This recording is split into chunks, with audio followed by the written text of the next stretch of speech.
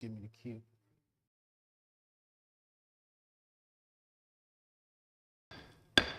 Time is now 6 o'clock on this Monday, February 13th. Call this regular session to order. Ms. Barnett, will you establish a quorum? Present.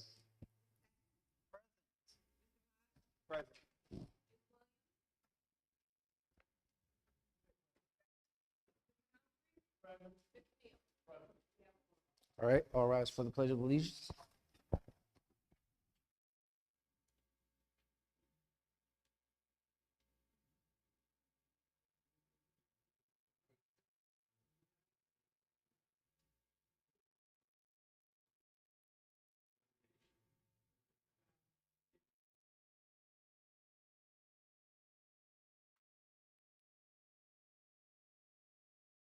All right. Moving on to item number 2, public recognition. Mr. Trahan.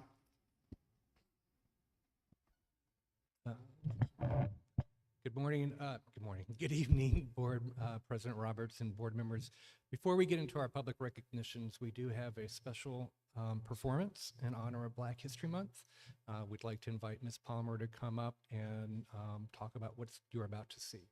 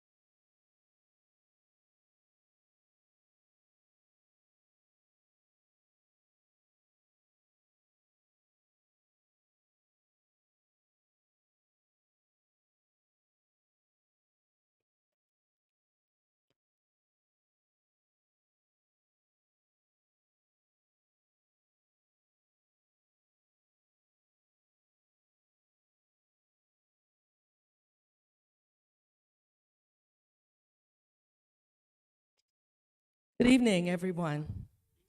So we've just had a short little period of time to get a little something together for everyone this evening. So this is a representative of Jefferson and Bell North School. Unfortunately, our teacher at Washington has COVID. Yes, and Mr. Harper is hurt. So Lucas Crossing, Obama, and Washington, we did not mean to leave you out. We are not leaving you out because, you know, we got that pride and everybody wants. So do I have Chloe and Mame? And then I have Aaliyah and Juan in your spot, right? And I have So is here. And I have Chloe. You'll have to read both parts because I don't see EB for the end. All right? All right. So you just put it down. Don't push any buttons. Put it down and go back to your spot. Push any buttons because nobody will hear. Okay? Oh, is everybody ready? Keep your eye on me. I'm gonna be way down. There's gonna be some.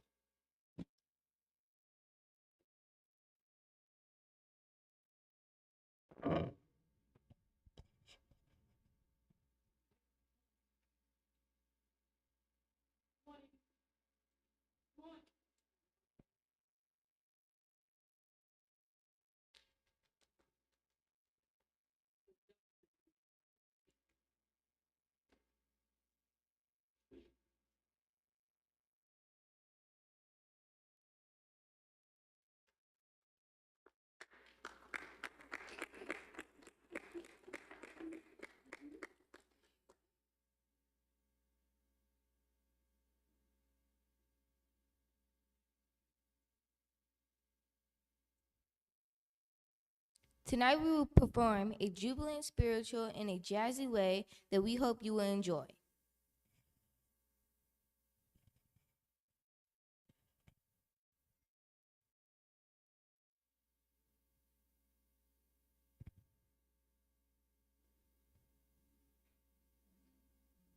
As we celebrate Black History Month tonight, we pay a tribute to the contributions to American music created by Black people.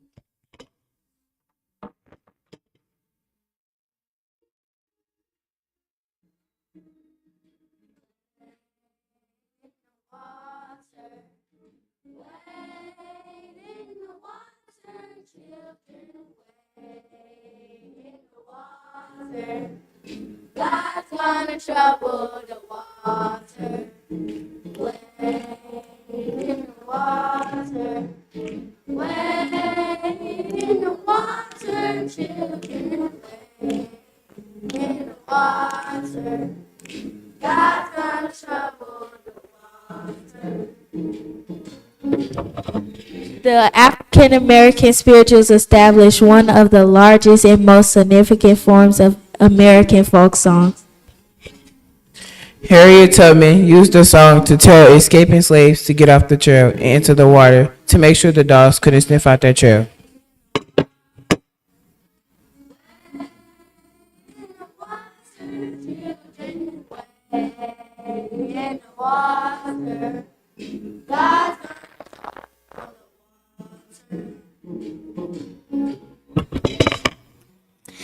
Our ancestors brought an in-depth knowledge and innate soulful rhythm, tramping beat, and moving melodies from Africa.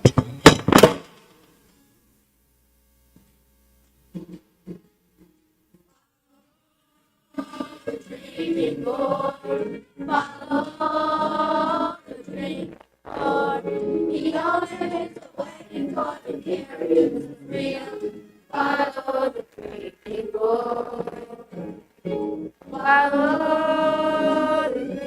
Lord. The old man is waiting for the chariots of freedom. Follow the Drinking Gourd was a song used in the Underground Railroad to help give directions to escaping slaves. Countless American slaves used the Big Dipper, the drinking gourd, as the guide to find the North Star in the night sky, which led them to free states.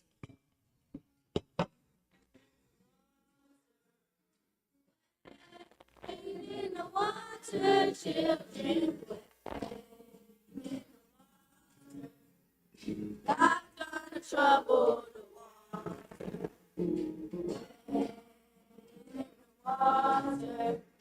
Wade in the water, children, wade in the water. God's gonna trouble the water.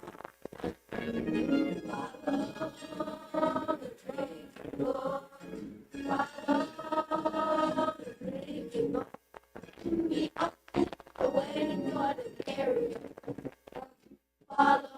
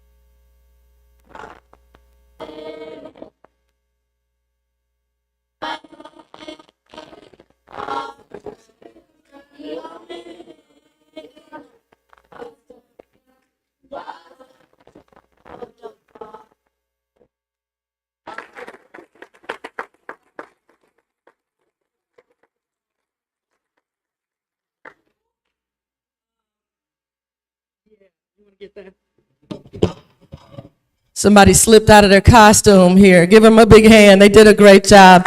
Thank you. You may be excused. Thank you very much. Thanks, Jeffrey. Hi, Jeffrey. Somebody help Jeffrey. You know he needs help. There you go. Awesome. Thank you. Give him Good another job. hand. How about it? It's for the children, and honestly, they only had one rehearsal, so they're doing pretty good. Thank you. Thank you. Thank you. It's always good to start our meeting spirited.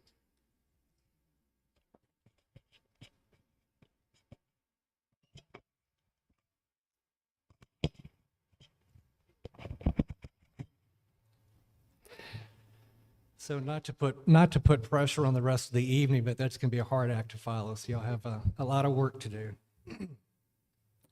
We also have some recognitions this evening. We would like to recognize and congratulate Normandy High School junior Alexandria Belton, who is here this evening. Alexandria competed in the Region 5 FCCLA Culinary Arts Star event where she won a gold medal, and she's going to be competing at the state level next month. Star events, student taken action with recognition, are competitive events in which members are recognized for proficiency and achievement in chapter and individual projects, leadership skills, and career preparation. Alexandria was encouraged to enter by her culinary teacher, Chef Andrea O'Bannon, who is here as well.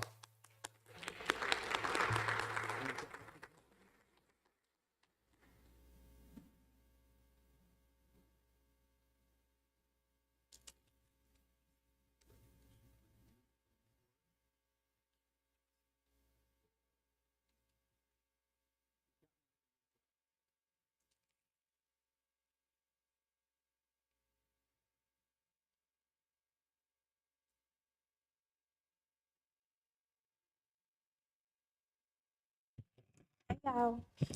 Okay, so I want to say thank you, and I also want to say thank you to Chef O'Bennett, because without her, I would not be here right now. She helped me a lot, so thank you. Miss Gray, Mr. Foster, thank you. Everybody, yeah, thank you.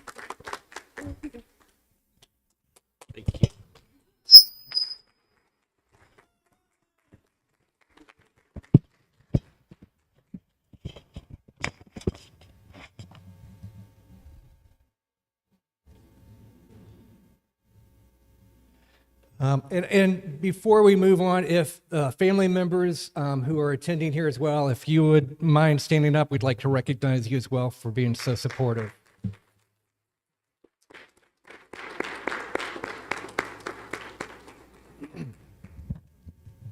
Next recognition, we'd like to recognize first year Normandy High School chemistry teacher, Apanra Chandra, who is positively impacting her students. She's here as well. She's got support. She was recently accepted into the Science Coaches program In addition to that, she received a $550 award from the American Chemical Society and the American Association for Chemistry Teachers for supplies that she's going to use to enhance the chemistry program at the high school. She plans to using the funds to purchase materials for lab work aligned with the chemistry curriculum and Missouri learning standards that will facilitate understanding chemistry through hands-on experience for her teachers, for her students.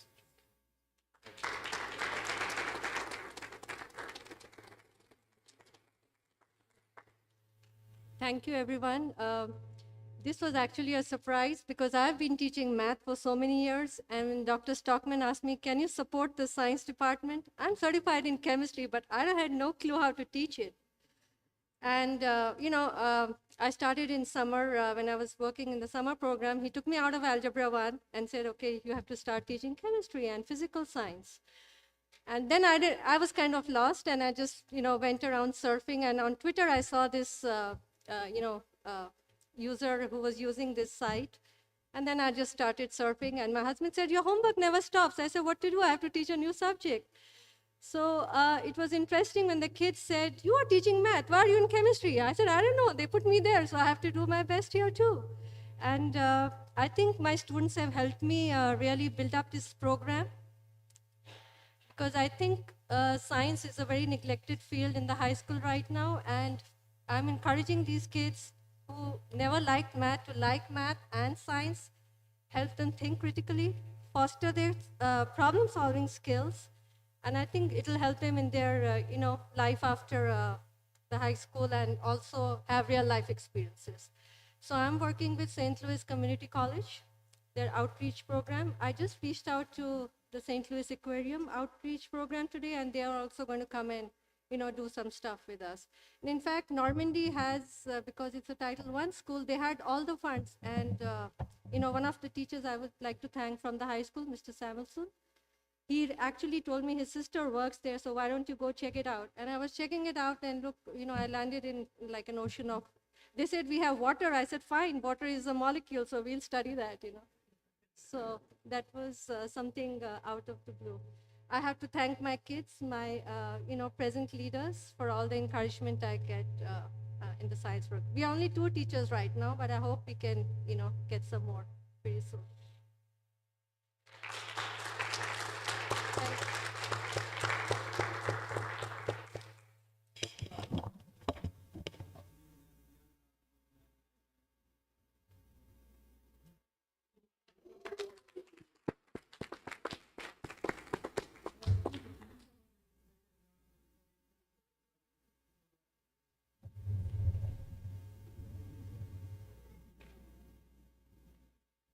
Given that exciting news, Beyond Housing will match that grant for the chemistry department in a one-to-one manner. Thank you very much.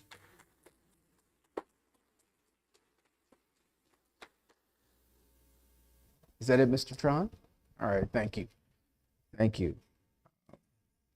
All right, moving on to item number 3, adoption of the agenda. I think there are some, I want to yield the floor to Mr. Hodge. I think there are a couple items that we want to make some amendments to the agenda before Yes. approving. Thank you, Mr. President. I would like to move that we move item 6.04 from the consent agenda to the items for action. I would also like to move that we move item 6.08 from the consent agenda to items for action.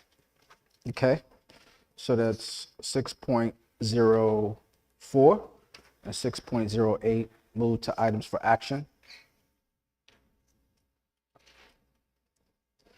Are there any amendments to the agenda? With that, I'll entertain a motion to adopt the agenda as amended. Second. It's been moved and properly seconded that we adopt the agenda as amended. All in favor, aye. Aye. Opposed, same privilege. So moved. Moving on to item 4, Board Operations, the Transition Committee. Yield the floor to Mr. Humphrey, Chairman of the Transition Committee.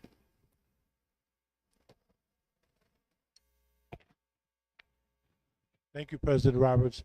The Transition Committee over the last several months has been taking a look, along with the superintendent, at a number of our pieces of data. We've been looking at attendance data, behavior data, academic data, and can you hear me?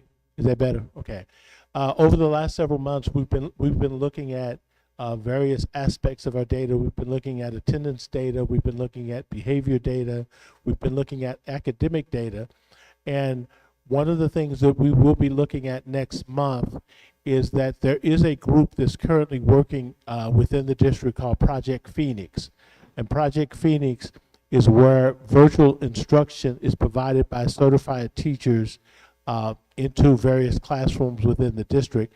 And so there will be a formal presentation next month on Project Phoenix to be able to share with the board and the community the successes that they're having in teaching math to the young people in the district. One of the things I had mentioned to President Roberts, with the transition committee, we've been looking at a number of issues relative to keeping a laser-like focus on things in the district until the new superintendent arrives. And as we all know, the new superintendent's on the way. And so shortly, we'll be having conversations about how we transition from the transition committee to the current structure that we'll have once the new superintendent comes on board. So for right now, that's all I want to share for tonight, but look forward to that presentation on next month. Okay. Any updates on any additional updates on the new superintendent you want to share, or? Well, it's my understanding as a board that we've selected the candidate, we've had the necessary negotiations, and it is my understanding that the contract has been executed. I know that the contract indicates that his formal start date is July 1st, but it's also my understanding within the contract that there'll be an opportunity for the new superintendent to come in to spend some time in the district prior to July 1st to help the transition. So, Ron, if you have any additional details around his schedule, feel free to share that. But I do know that he's going to be spending some time in the district prior to July 1st so he can have a smoother transition as he comes in. Yeah, it is my understanding that the new superintendent is ready to hit the ground running to start on or before March 1st. So we're trying to finalize the actual date, but he's ready to roll up his sleeves and hit the ground running. All right, is that it? All right. Okay, moving on to item 4.02, municipal partnership update. I will yield the floor to Mayor McGee, chairman of the 24-1 municipal partnership, and Vice Chair Mayor Jackson. Thank you to the board president and the rest of the board, to the parents, our children who did a fantastic job. They need another round of applause because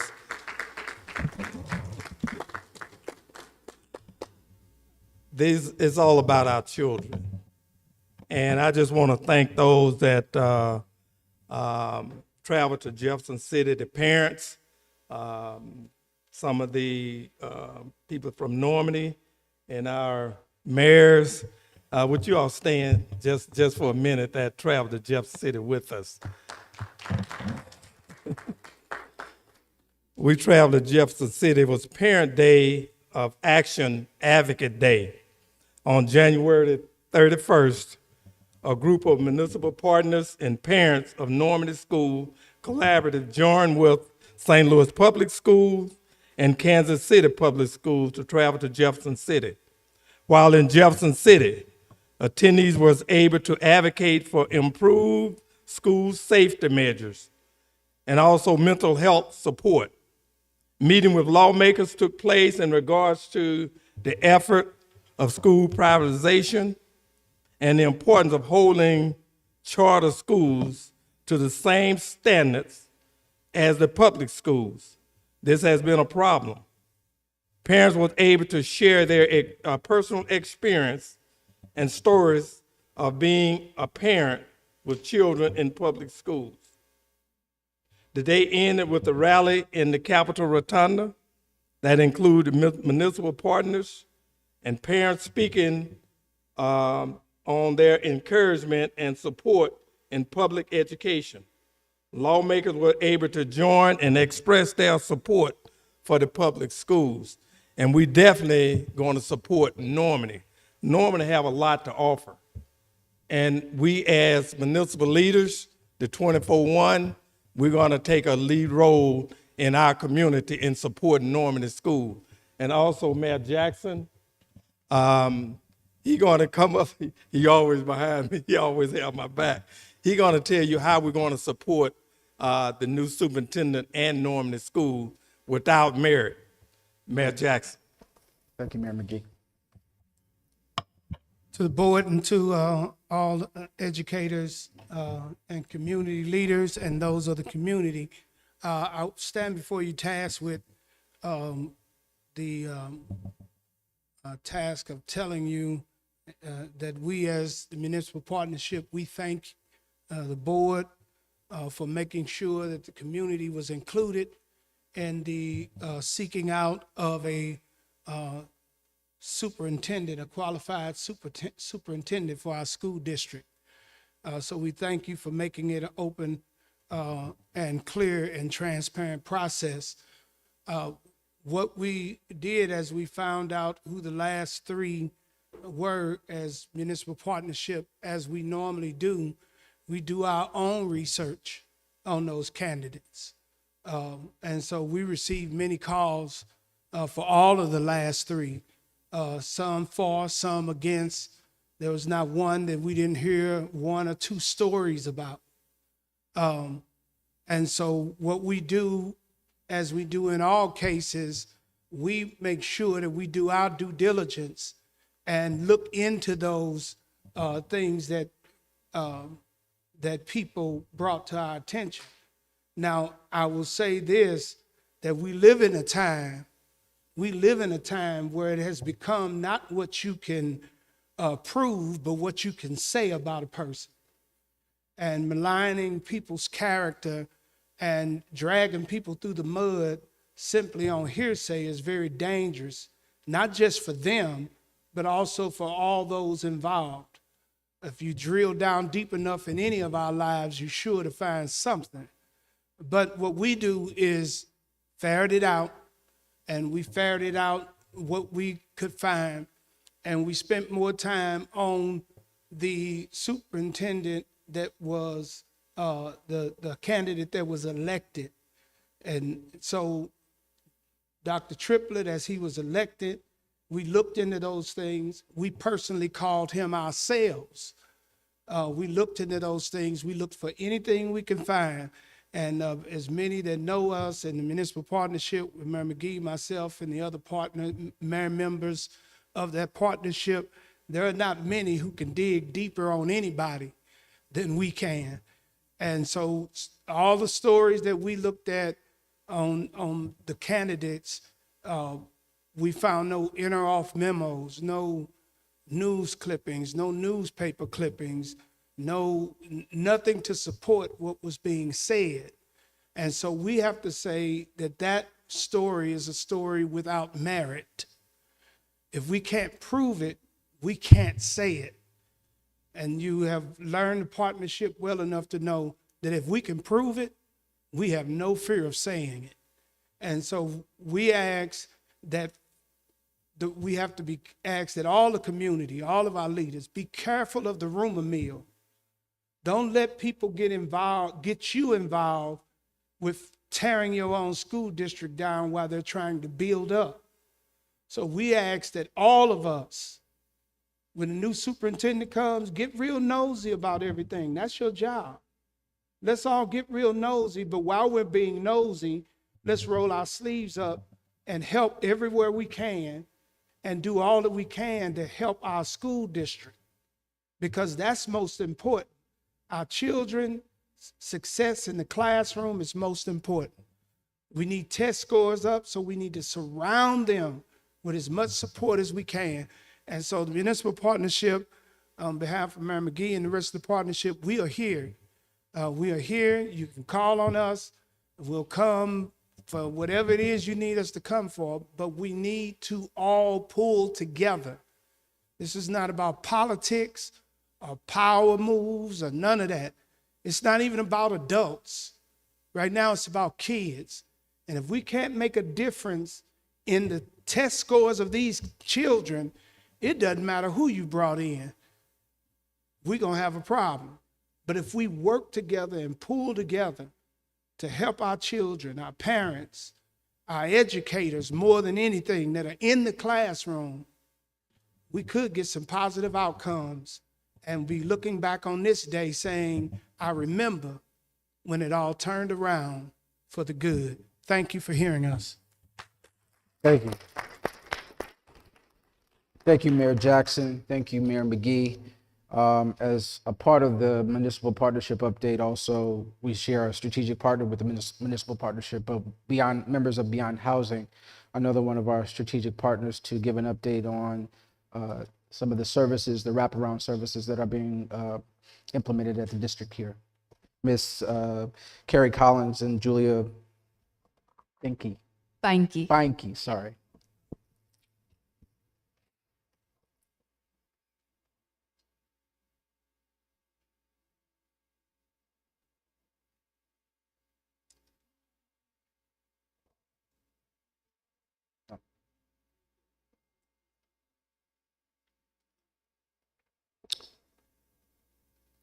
Thank you.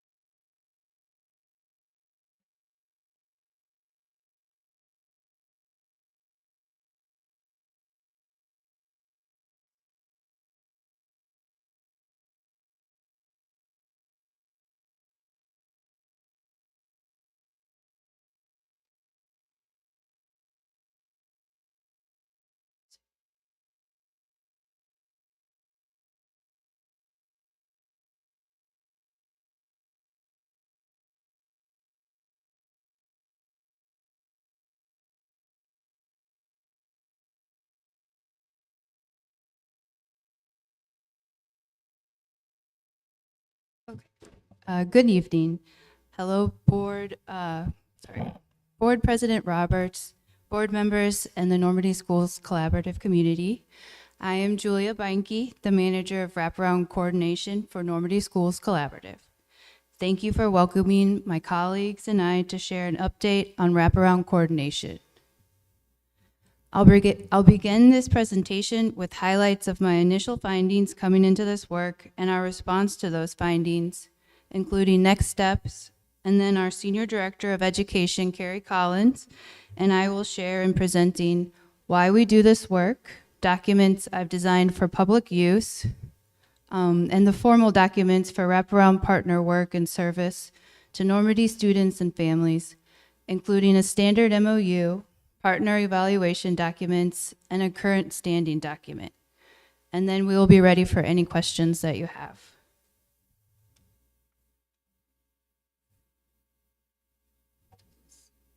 Not gonna work. Okay. So coming into the role of coordinating wraparound for Normandy Schools Collaborative, my initial finding was no formal system for wraparound partner coordination was in place.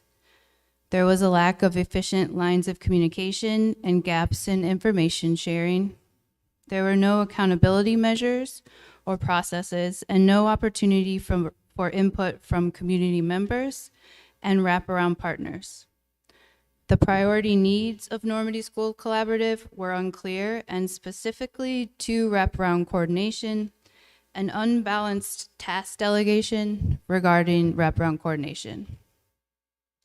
My response to these initial findings included narrowing down a list of active partners for the 2022-2023 school year, making sure that current partners were aware I was hired as manager of wraparound coordination by reaching out to the primary contact of each organization with an introduction email, and establishing regular partner meetings with consideration to suggestions from partners to improve wraparound meetings, such as a monthly wraparound partners newsletter. I discussed the lack of accountability measures with partners to develop an evaluation process, which includes a quarterly partner self-evaluation, a semester school community survey that incorporates the entire school community, parents, school staff, and families, and an end-of-the-year evaluation conducted by myself and in collaboration with NSC and Beyond Housing Leadership. I will discuss evaluations in one-on-one meetings with partners, during which I will indicate the status of the partnership for the next school year. And I will go into further detail about those individual documents used in the partner evaluation process later in this presentation. I also noticed a lack of consistency in MOUs, and therefore we created a fillable standard MOU that makes sure to identify school sites for services provided, the maximum capacity of students a program can serve, the area of need organizations and their programs meet, and an internal progress reporting to ensure partners are active in reaching their goals. In response to a lack of opportunities for input from community members and wraparound partners, we created surveys and encourage open dialogue at partner meetings to increase connectivity between partners, and plan to continually check in and respond to partner input going forward. Based on the current partner list, I identified 5 service categories: basic needs, parent and family engagement, mental health, physical health, and academic support. We recognized a lack of partners in the academic support category, and in response to that, we are currently seeking partners who provide academic supports, specifically tutoring services, and talking with current partners about the validity of the categories identified. Lastly, to balance responsibilities specific to wraparound coordination, I collaborate with Dr. Harris through regular meetings to maintain communication between wraparound coordination and student services, and emphasize to partners that I serve as their primary contact. Included in all of that work that Julia did was developing wraparound coordination program goals and a vision statement. The program's goals are to meet the priority needs of NSC students and families and teachers through the resources and services provided by wraparound partners, and to maintain an active wraparound partner network that continually evaluates the needs of NSC community and the impact of resources and services provided to the NSC community. The program's vision is to continually meet the academic support, basic needs, mental health, parent and community engagement, and physical health needs of NSC through a system of perpetual response to stakeholder input. Our findings also moved us to identify current task goals, which included, as mentioned, drafting a standard fillable MOU, which we've met, establish regular partner meetings, which we've met, a monthly wraparound partners newsletter, which we've met. And the goals that we're making progress towards include developing a comprehensive service plan with input, which includes input from partners that we gained at the last wraparound meeting, identifying more academic support partners that offer tutoring and enhancement services, and identifying student-led mental health programs which we might have an opportunity to talk a little bit more about later. We are also considering some type of end-of-year recognition or appreciation event for wraparound partners. Many of you know that Chris Krameyer always has his eyes open for ways to that Beyond Housing can support the district. And when this opportunity came up, he kind of like looped me up into the whirlwind of it immediately, like, let's go. So we feel we are well positioned for this work because of our connection to the community as an organization, but also as individuals who have dedicated our career work to this type of service. Beyond Housing Service is targeted to the communities that are within the NSC district boundaries, and we recognize that strong communities are built around strong public school systems.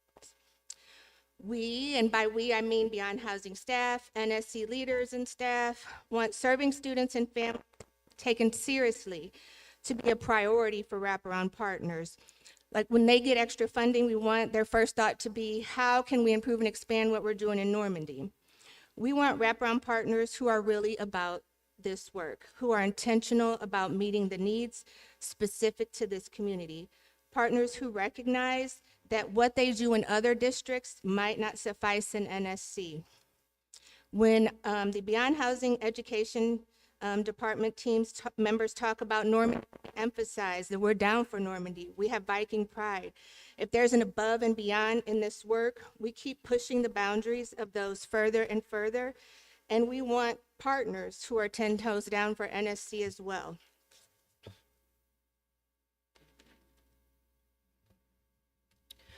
So one thing that I did is create a wraparound brochure, which is intended to be a living document provided to partners, family engagement liaisons, school counselors, school social workers, and local municipal offices.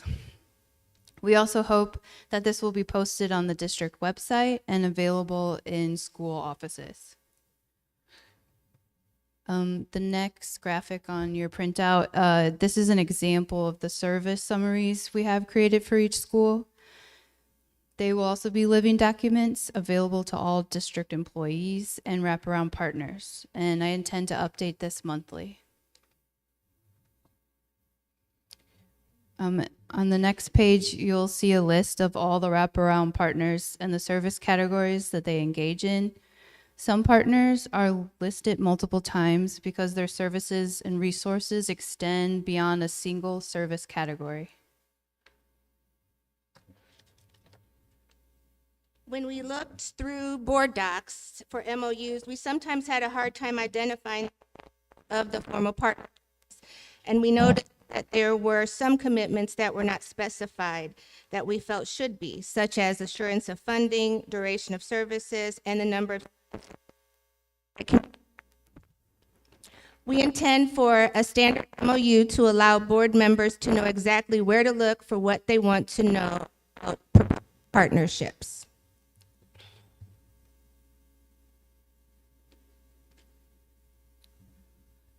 For the evaluation process that we created, we feel it is important to include as many facets of the school community as possible, and to have evaluation be a continuous process throughout the school year.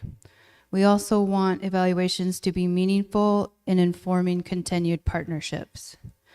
For the quarterly self-evaluation, we considered a self-evaluation forces the partner to reflect on their impact and provide evidence of their work and ensure it aligns with the approved MOUs.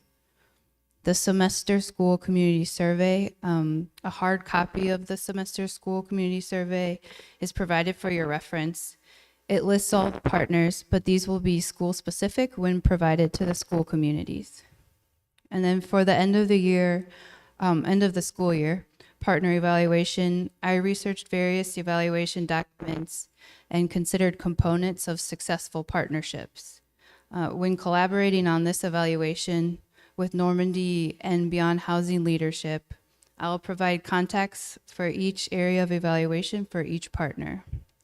And I would like to point out that we didn't include a scale for needs improvement because we feel that our children don't have time to wait.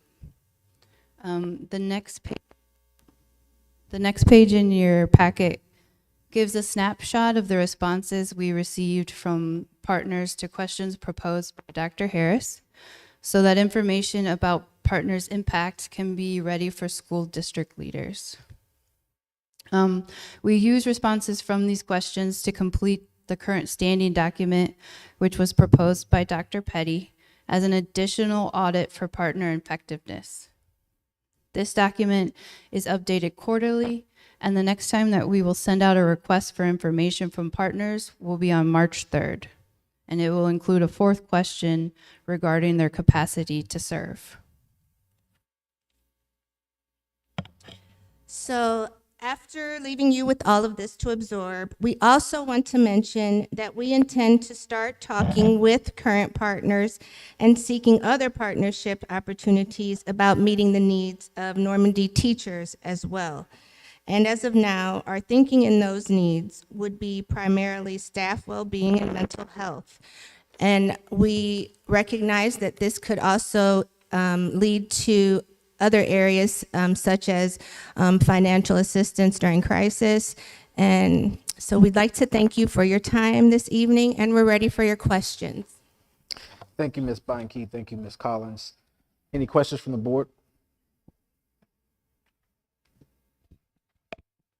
No question, but one comment. I really appreciate the structure that you have put around the whole wraparound services process. It's going to be very helpful as we look at accountability and going forward. So thank you very much.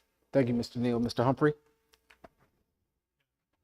Like Mr. Neal, I appreciate the information that's in front of us because it gives us a clear path forward to understand how we're going to support our children. So I just want to say thank you for the work that you've begun.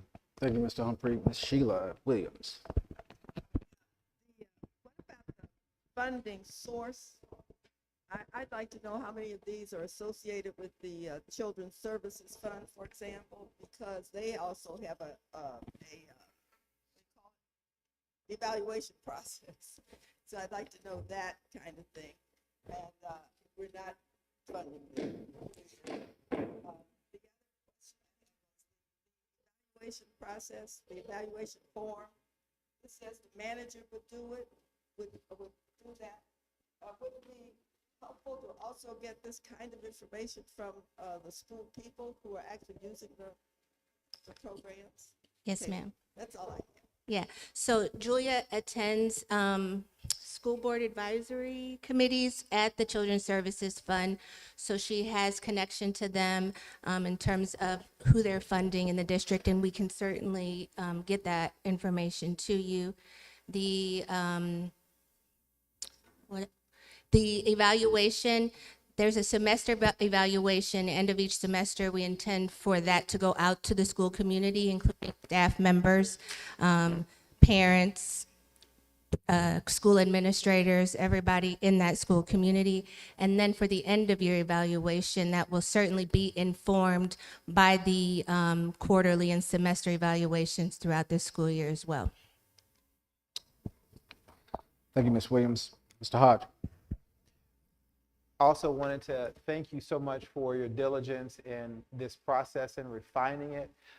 It's just the kind of thing that we want to see as a board.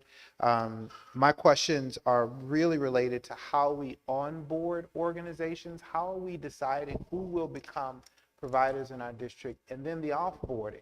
What does that process look like when we discover that an organization is not serving our students and families well? In addition, Ms. Williams asked about evaluations. I noticed that there's an evaluation that is done by the organization, but each organization is expected to do their own evaluation. And can we make sure that we're getting feedback from students and parents in that process? Absolutely, for sure. Regarding onboarding, we intend to not necessarily put out, like requests for proposals or things like that, but we intend for there to publicize that opportunities to partner with Normandy are welcomed for partners who serve this community and beyond, as this could be a new opportunity for them. For offboarding, that's part of the end of year evaluation. If their evaluation is determined to not meet expectation in any area, that will very likely indicate no invitation back for the following year. Again, I want to emphasize, oftentimes evaluations include somewhat meets expectations or things like that. But as far as we're concerned, we don't have time to put any partners on performance improvement plans. They need to come correct right away to Normandy. Thank you. Actually, Mr. Hodge asked my question. How do you onboard, offboard partners? I think this is work very much needed, and also to commend you all on doing a job well done. So thank you. Thank you, Ms. Patton. I echo the sentiments of my board members. Strategic partnerships is what is going to make us work in this district in an innovative way, and we appreciate your efforts. Thank you. And I'm sorry. Sure. I believe Mayor Griffin is next up to talk further about partnerships within Normandy. Mr. Mayor Griffin.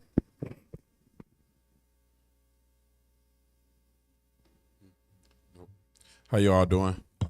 Good evening. Nate Griffin and Mayor Wellston, also proud owner of the professional basketball team that's coming to the Normandy footprint. This basketball team could have went anywhere in the city. We want to have live events and entertainment in our own footprint. There's no time, and I've been around for 45 years, that we will be able to engage and have live entertainment and events in our community. And so this is give us an opportunity. This basketball team, they are professional young men that would be paid, but they just part of the live events and entertainment that will come in our community. We have a host of like circuses without the animals, magic shows, live entertainment from bands, jazz, and comedians and everything of the whole 9 yards coming to our footprint, a part of this. But also these are degree young men, and also bring over 100+ jobs with young men and young women to be in our footprint leading. And so in those contracts that they sign, they must do community service. They must be a part of the school district and give back. That's is recommended and mandatory. And so we will be open hand and at all costs for anyone who need us to come and support, but they also will start basketball teams within a footprint as well if that's needed. We're only going to do exactly what the school district wants us to do to be a strategic partner. But again, our doors are open to do anything that it takes to be able to build this community.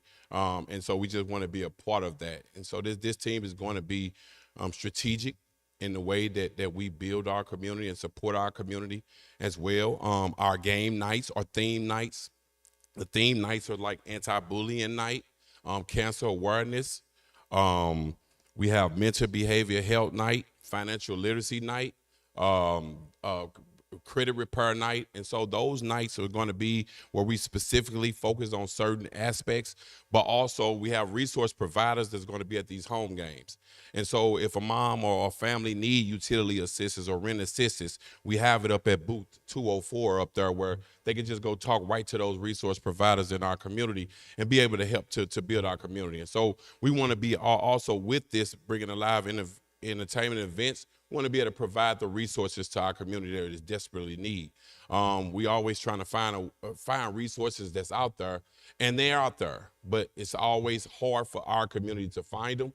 And so this is another strategic way for us to bring those resources to our community where our families can be served in the community they live and don't have to go out and search. And also have people look down on them when they need a helping hand. This would be people that would be in a community that's loving on them and proud of them and are going to uplift them. And so this basketball team will be an anchor of engagement involving families to get to resources, but also being in the school district. We one phone call away. We want those at-risk youth. We want the underserved. Okay, we want the ones that we feel that's having problems. with learning or being educated or even being the leaders in the school district. We want those young men and women, and so we will make sure that we hear phone call away to come up and diffuse or be any kind of help to making sure that we're making a change in our community. Thank you, Mayor Griffin. If you could, thank you. If you would, the name of the organization and talk a little bit about, because this is basically an innovative partnership with Beyond Housing, and can you talk a little bit about, and also some of the other aspects of it's going to impact the district? I think some of the players could serve as teachers as well. So could you just talk a little bit about that? Yes, again, with those 100 young men and women, all 90% of them with master degrees, not only would they be professional athletes and professionals in their respective roles, they could be teachers in the school district. They could be student liaisons. They could be people that walk halls and walk. Because again, and if anyone didn't know, I was from Wellston High School, so we had a lot of people in the hallways. Okay, and one thing that helped our school district was having hall monitors, making sure they checking bathrooms, hallways, to making sure that our students was inside the classroom. So we could do all those strategic things, but also, again, been a strategic partner with Beyond Housing for some time now, and we have basketball teams right on Mondays and Wednesdays. I'm in Lucas Crossing with basketball and running clinics and camps for kids and youth, and so we want to expand that through all the schools that's in the footprint. If the doors open, we're going to make sure that we're using those as safe havens to be able to get our kids and families into those buildings where they safe space. And because we're always talking about what change look like. But if we don't have those doors open for our families and our kids, we're really not trying to make a difference. They have to have a safe space with productive and encouraging people like leaders of our caliber in front of them on a daily basis. And so if they are able to be around individuals like these young men as well as these elected leaders, because again, when you have these elected officials, they fully behind this, they would be involved and engaged. And I'm pretty sure a lot of the Normandy staff would be involved and engaged and be a part of this. This is what village look like. When we're talking about building that village, when we have the school involved, when we have the elected officials involved, when we have Beyond Housing and non-for-profits involved, and I started the clergy coalition in the footprint. And so we can get the clergy coalition behind this as well, because we want to change the dynamic in our communities, and this is what it looks like. Any questions from the board? Mr. Neal? Mr. Humphrey? Ms. Williams? Mr. Hyde? Ms. Pat? Thank you, Mayor. I appreciate it. Only other thing I would say is I want to start to get a strategic campaign out, because 90% of the seats that's in Normandy's gym is broke up. Broken pieces, broken half. And I understand the school district is struggling and everyone is struggling, but maybe we can reach out to the alumni as a strategic campaign, let them buy a seat, get a new seat there, they get their name on the back of the seat. And so I want to be able to push that campaign to help strategically build that building up. All funds come to Normandy help fix the building up or Beyond Housing. But I think it's strategic ways that we can fix our facilities up. And doing a strategic way. So I want to make sure that, again, we upgrading our facilities and we can push that campaign. We just need to figure out which entity the money go to, so that way those repairs can be done. But I want to be able to push the campaign to help fix up some of our facilities in the community as well. Thank you. We definitely appreciate that. And this is for information. So in the coming weeks, we'll have documentation that'll structure an MOU that'll structure how this is, or present to the board and the public how this will be structured. All right.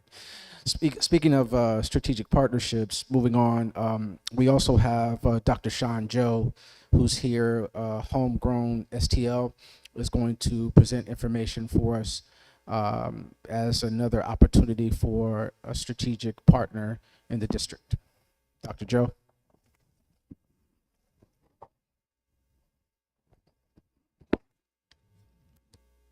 Good evening, everybody.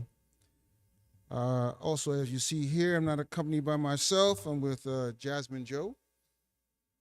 She's the youngest member of my board of directors, which are my children.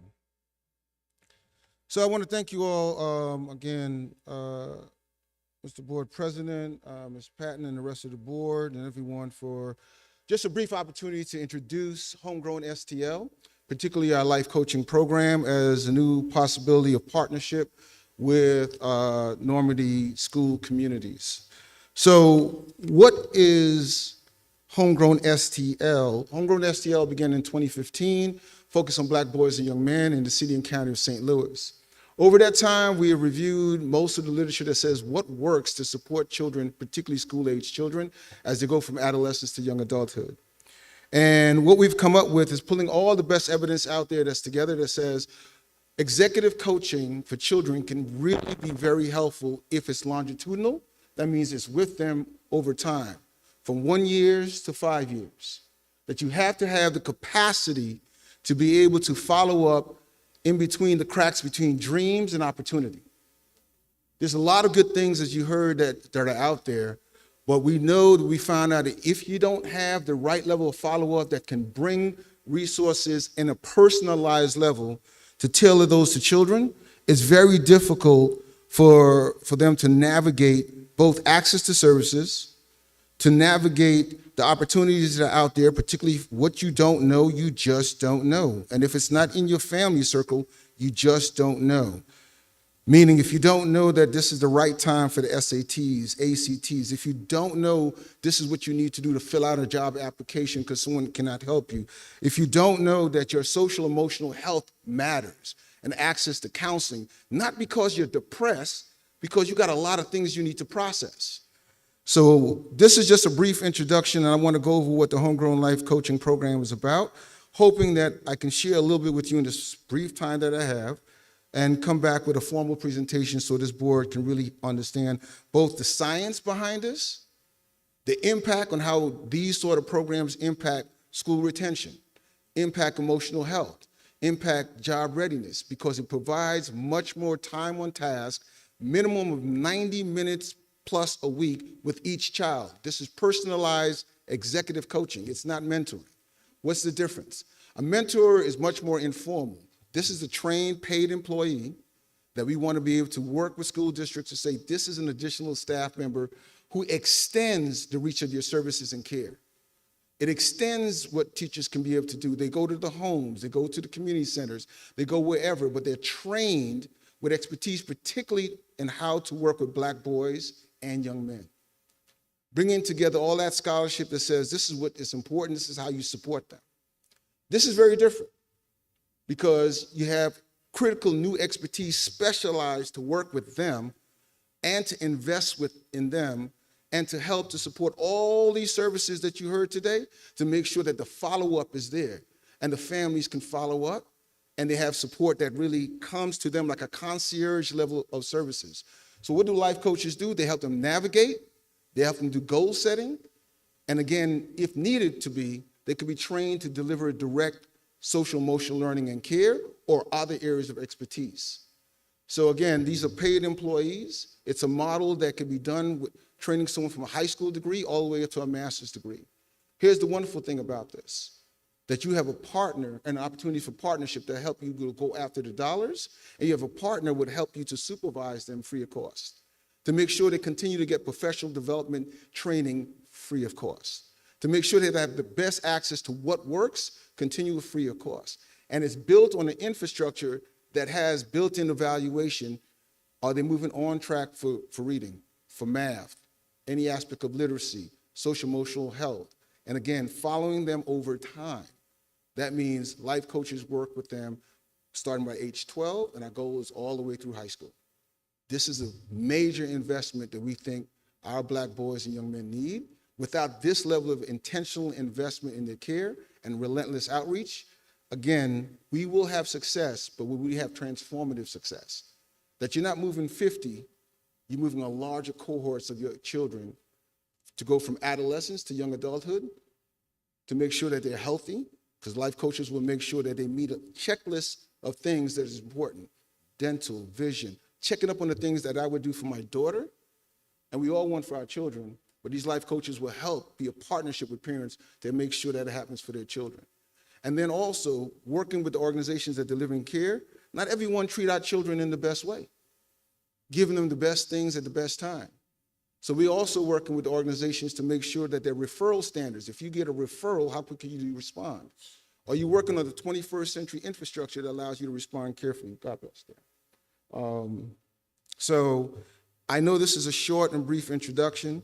It came up and I appreciate the opportunity, but there's a very detailed approach that we want to be able to show you and how we be in partnership. A life coach is a max about $35,000 for one with a high school degree. If you take a very master's level life coach, it'll be higher. But again, you have a partner to be able to go after those dollars and make sure that the infrastructure to support those life coaches are there, because it's not a static learning opportunity. They must continue to improve their skill set and find support. So we do bi-weekly consultation with our life coaches. That's going to be our model, so that they are also healing and growing as they're trying to help our young people heal and grow.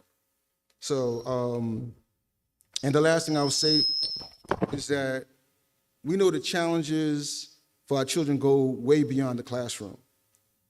And this is why we're starting first with the social emotional health of young people, which positions them for the opportunities that you hear others are trying to present to them. So with that, I'll stop and see if there's any questions. Thank you, Dr. Joe. We certainly look to more detailed information on your program. Any questions, Mr. Neal? I just look forward to getting more information on the program. Yes, sir. I understand the model.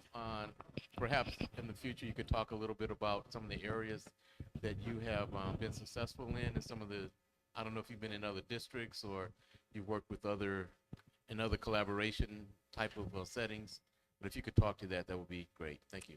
Thank you. Mr. Humphrey? Well, I don't have any questions because I did have the opportunity probably about a week or so ago, went to Washington University, and I actually saw an in-depth presentation on homegrown STL. So a lot of the questions I had, I was actually able to entertain those during the meeting. So at this point, I do have a good understanding of what the program's about. Thank you. Ms. Williams? Questions? Oh, good. I don't have any questions, but I am also looking forward to more information. Yes, ma'am. Mr. Hodge?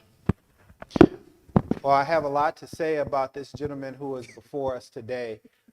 It should be known that he is a national expert in this area, and if you do a quick Google search, you'll find out he's the authority in our nation, or one of the greatest authorities in mental health and the well-being of young people in our country. He's a gift to the Brown School at Washington University, and I've had an opportunity to work with Homegrown STL its inception in 2015.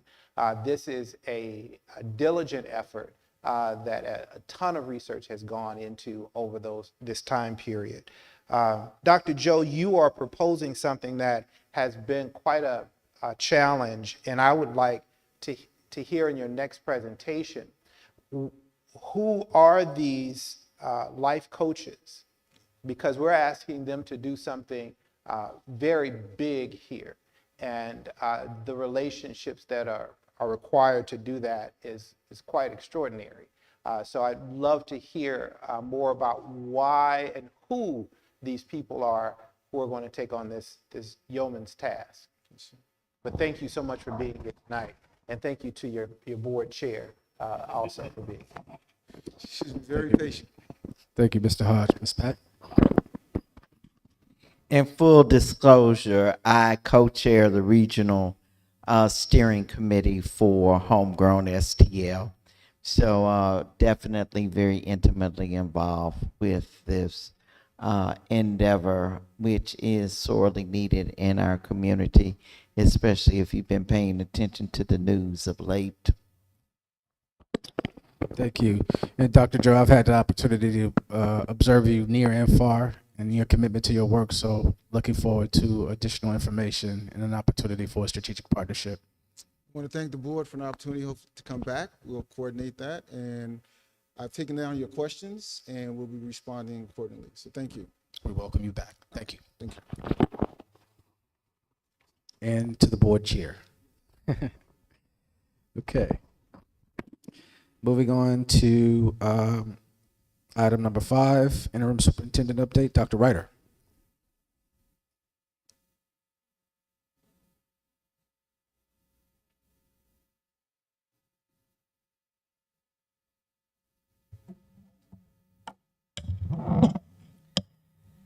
Good evening, everyone. You may remember, I believe it was at the last board meeting, there was an MTSS update on the student services side of the triangle, or behavior, typically is what is focused upon. So this evening, we want to talk about multi-tiered systems of support, the academic side specifically. So what is MTSS? Dr. Harris reviewed this in her presentation, but I didn't think it would hurt to go over it again. MTSS is a multi-tiered system of supports. It is proactive and a preventative framework that integrates data and instruction to maximize student achievement and support student social, emotional, and behavior needs from a strengths-based perspective. And I think that's the part that's most important to remember. We're trying to put interventions in place prior to a bigger concern developing with a child. So the whole idea of MTSS is a proactive approach. So the academic side of the triangle components of MTSS, just like the behavior side, there are 3 tiers. Tier 1 is often referred to as the core or universals. This is our board adopted curriculum. All students have access to this curriculum on a daily basis. Tier 2 is comprised of supplementary materials in addition to the core. So it's not instead of, it's in addition to meet individual and small group student needs. Tier 3, actually, let me talk about Tier 2 a little bit more. At the end of this presentation, actually, the communications department, thank you so much, went out today and was able to capture a little bit of video of a 4th grade phonics for reading Tier 2 intervention to kind of just give a snippet of what that looks like in action. That's probably the best way to understand what's really happening in the classroom, is to see it. And then Tier 3 is intensive intervention. In our district, we are still working toward establishing what our intensive intervention tier will look like. Of course, right now we have special education services for students who are functioning in Tier 3. However, it's important to note that that is not what Tier 3 is. Tier 3 should be an intensive intervention delivered at the school level so that we're meeting students' needs prior to a student maybe needing an IEP, or maybe they won't need one at all because we've met the child's needs. So I want to be clear that that does not necessarily mean the children would be in special education. So again, here is the triangle. You saw this last month with more information on the other side, which was the behavior side. I wanted to just pull out the academic side and explain that this is really just the visual that's meant to represent MTSS. You'll notice that students in Tier 1 are all screened, and the purpose of that, along with the core instruction, is to determine if there are some gaps in learning for students. So all students have those diagnostic screenings 3 times a year. You'll notice that that should always be the biggest group of children. So about 80% of our kids should always be functioning in Tier 1. And then you'll notice up and down on the slide, data team process. And this is a process at the school level where teachers and principals work together to look at that diagnostic data and then make informed decisions about learning gaps that are occurring and how to close those gaps prior to them becoming larger and larger.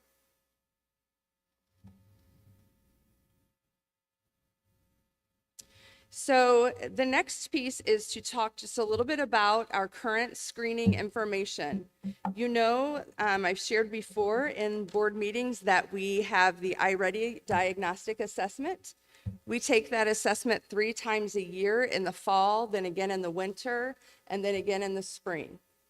And you'll notice that from fall to winter, you can see in reading, this is the reading portion only, that we moved 9% from 9% in the fall of our students being at or above grade level to 20% in the winter. You'll also notice the red area at the bottom is 3 students who are showing us that they're demonstrating being 3 or more years behind in learning. We had about 37% of our students in the fall in that area, and we have 30% at this time. So you can see 30% of our students, actually more than that if you add the 30 and the 18 and the 32 together, need some pretty intensive intervention, and that's what MTSS is meant to address. On the next slide, this is a 4-quadrant slide. You'll notice that on the right-hand side, that's high performance. Below the dashed line on the right-hand side is high performance but low growth. On the upper right-hand corner, it's high performance and high growth, meaning students are moving, they're growing as they typically should or more. And then on the left-hand side, below the dotted line is low performance, low growth, and above the dotted line is low performance but high growth. So it's no secret that we've been working on improving our performance. The reality is this is where we are at this time. All of our students 3rd grade to 8th grade have made typical growth from fall to winter is what this is telling us. We're still on the low performance side, and obviously we want to move over to the other side. And then our 1st and 2nd grade students across the district are approaching. So they're right at that 50 percentile and above. So that means they're not quite making typical growth at this time, but they are approaching that typical growth threshold. We'll move on to mathematics. Our math data from fall to winter, students on or above grade level increased from 3% to 11%. And then at the other end of the spectrum, it was the exact same percentage, 37% of our students, and then we moved to 30% of our students being 3 years or more behind. And our mathematics matrix is a bit more challenging. You'll see that 6th grade is making the typical growth across the board. You'll notice that kindergarten is right at the dotted line, and 3rd grade is right in that light gray area approaching typical growth. You'll notice 7th and 8th grade are at the lower end and lower growth area of the quadrant. There are many reasons for that. I won't make any excuses. However, according to this information, you can see the students we need to be putting our focus upon, and that's 7th and 8th grade, but also 1st, 2nd, 3rd, and 4th and 5th as well.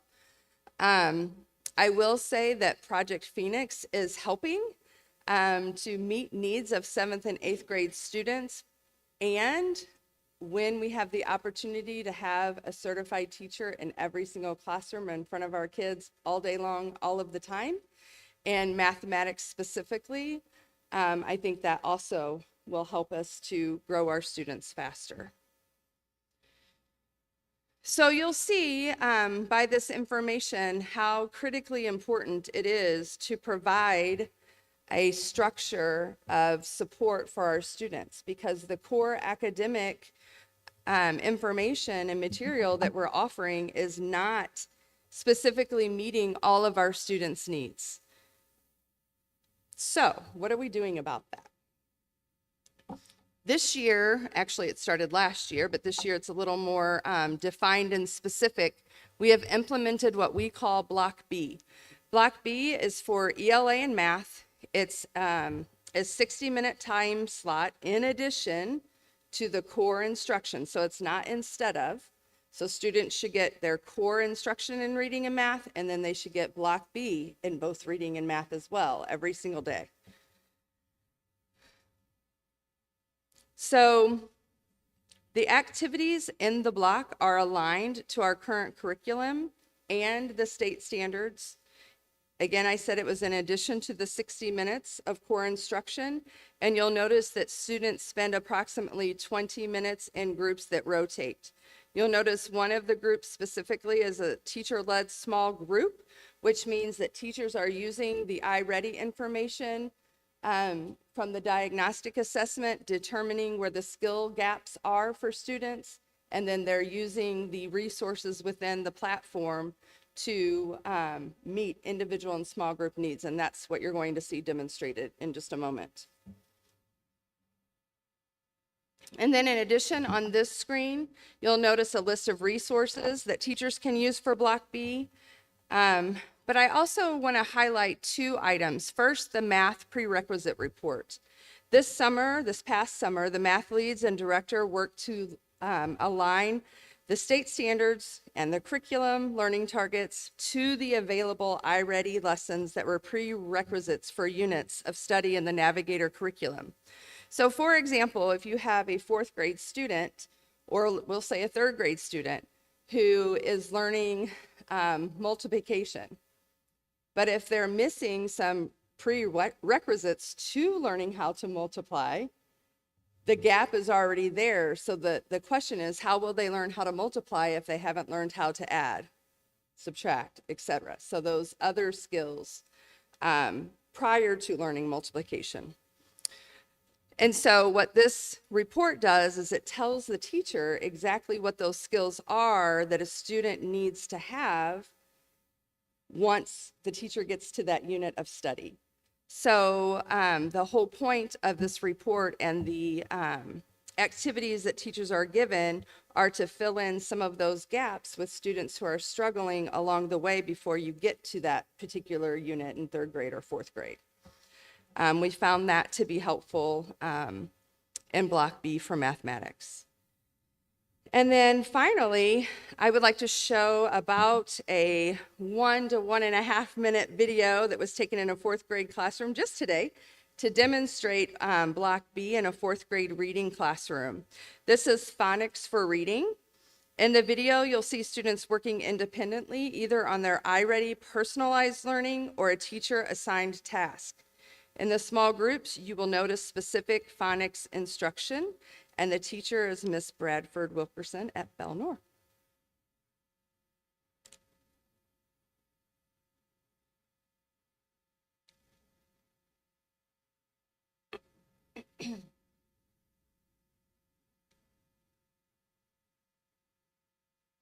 There is sound, so I think you're working on it right. It's pretty important to be able to hear what the teacher is saying. But you'll notice the students in the small group with the teacher, and they're working on specific phonics skills. And these would be skills that were missing in previous grade levels. And so this teacher is pooling different groups of students to work specifically on some of the phonics skills.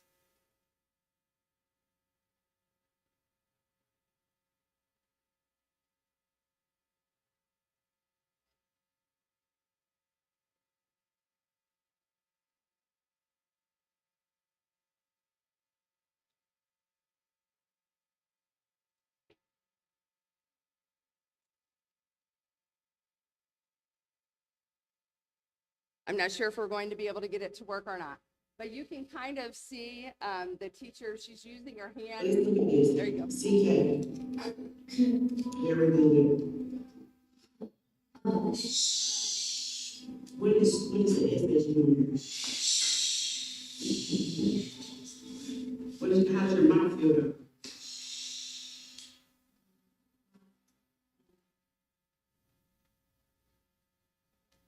You're going to try to replay it? Okay.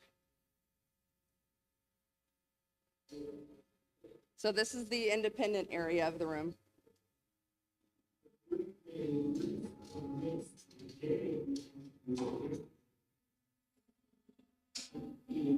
Feel that power. Remember, I said it's in your mouth. Feel right. You recognize the pain. Okay, ready? Miss, miss. Less and miss rhymes. Less and miss rhymes. T when it's by itself says, that's a TH right there. Really? Can you hear me? Fingers keep the information. Yeah, you're not. So look, let's do this. Let's do T. What is your mom doing? T. Yes. Now listen to this. CK. Very good. What is the SS movement? How's your mouth feel?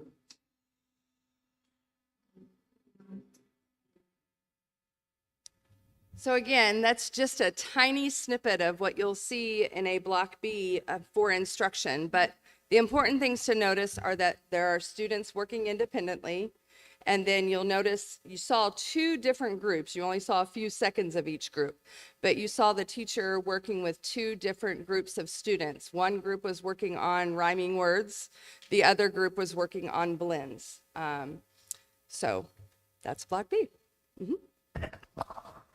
Okay, thank you, Dr. Ryder. Any questions? Mr. Neal? Mr. Humphrey? Ms. Williams?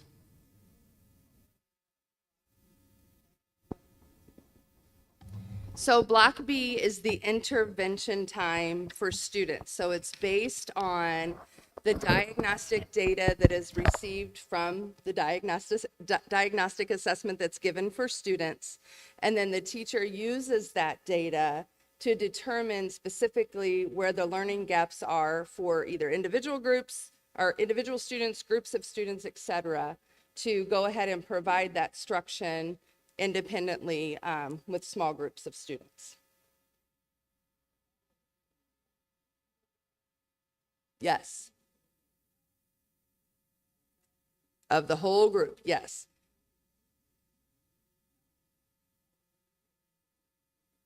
Yes. And they're working on their learning path in iReady. So it takes them right where they are and will challenge them where they need to be. So it can be a student that's below grade level, on grade level, or above grade level. Either way, that platform is meant to challenge students along the way. Mr. Hodge. This is great. Thank you so much. One of the things that I think is really promising is that we're leveraging technology so that these students can take ownership of their own learning. And I don't know if that's if it's clear until you see the video that these students are really responsible for their own learning, and those students that are struggling can get that individual instruction. And so that's the only way that we'll be able to take advantage of technology in the classroom to close some of these gaps. So I'm excited about that. Thank you. That's exactly right. All right. Moving on to item number 6, items for consent. There were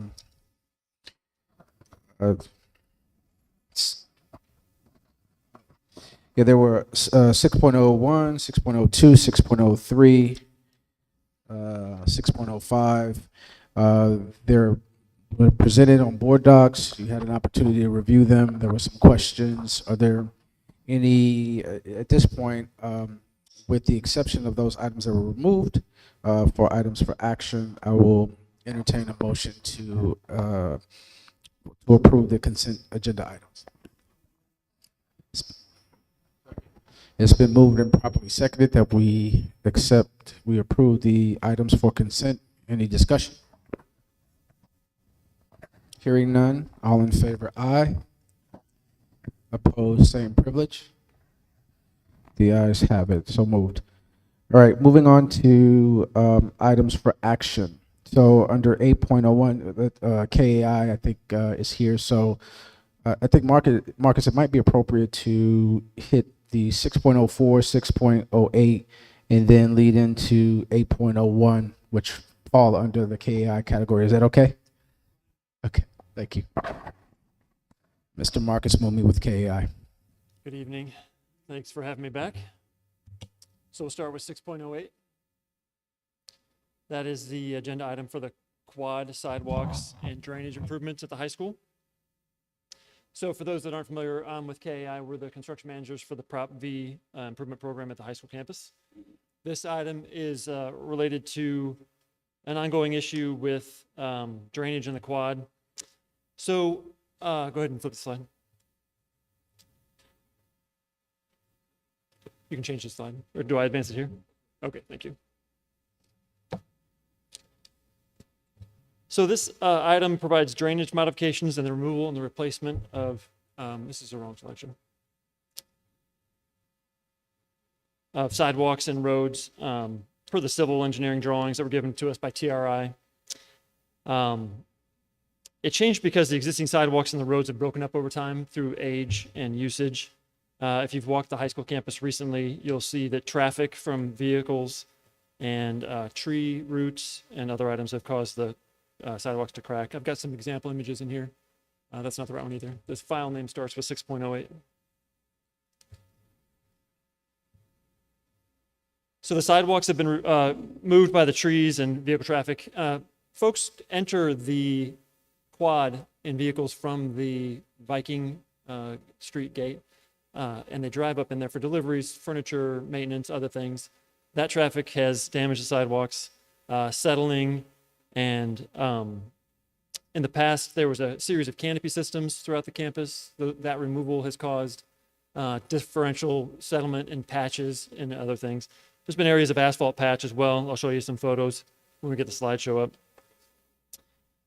I'll admit that construction activities has not helped this. We've had obviously a lot of traffic there with the work that our contractors are doing, and that has worsened the problem. The installation of the secure campus connector, when I get a drawing up here, I'll show you, also necessitates that you think about how pedestrians get around campus on an activity where the campus may be closed. Currently walking around East Hall, the sidewalks are in disrepair and are in need of replacement. This project will include sidewalks around the perimeter of East Hall and connect into Viking Hall. For the times when you have a weekend basketball game or tournament where you don't want to open the secure connector, you'll have people walk around the campus to get in from the parking lot. There's also a history of drainage issues in the quad, primarily near the west cafeteria and Central Hall connection. Once we get the images up, you'll see we've done a lot of work there with the replacement of the water lines. So the images you'll see are during that construction. But it's not just that. You'll see standing water in those photographs. There is a low area there that holds water. This project will include additional drains and sewer connections to the storm sewer system to alleviate the water issues. Any luck?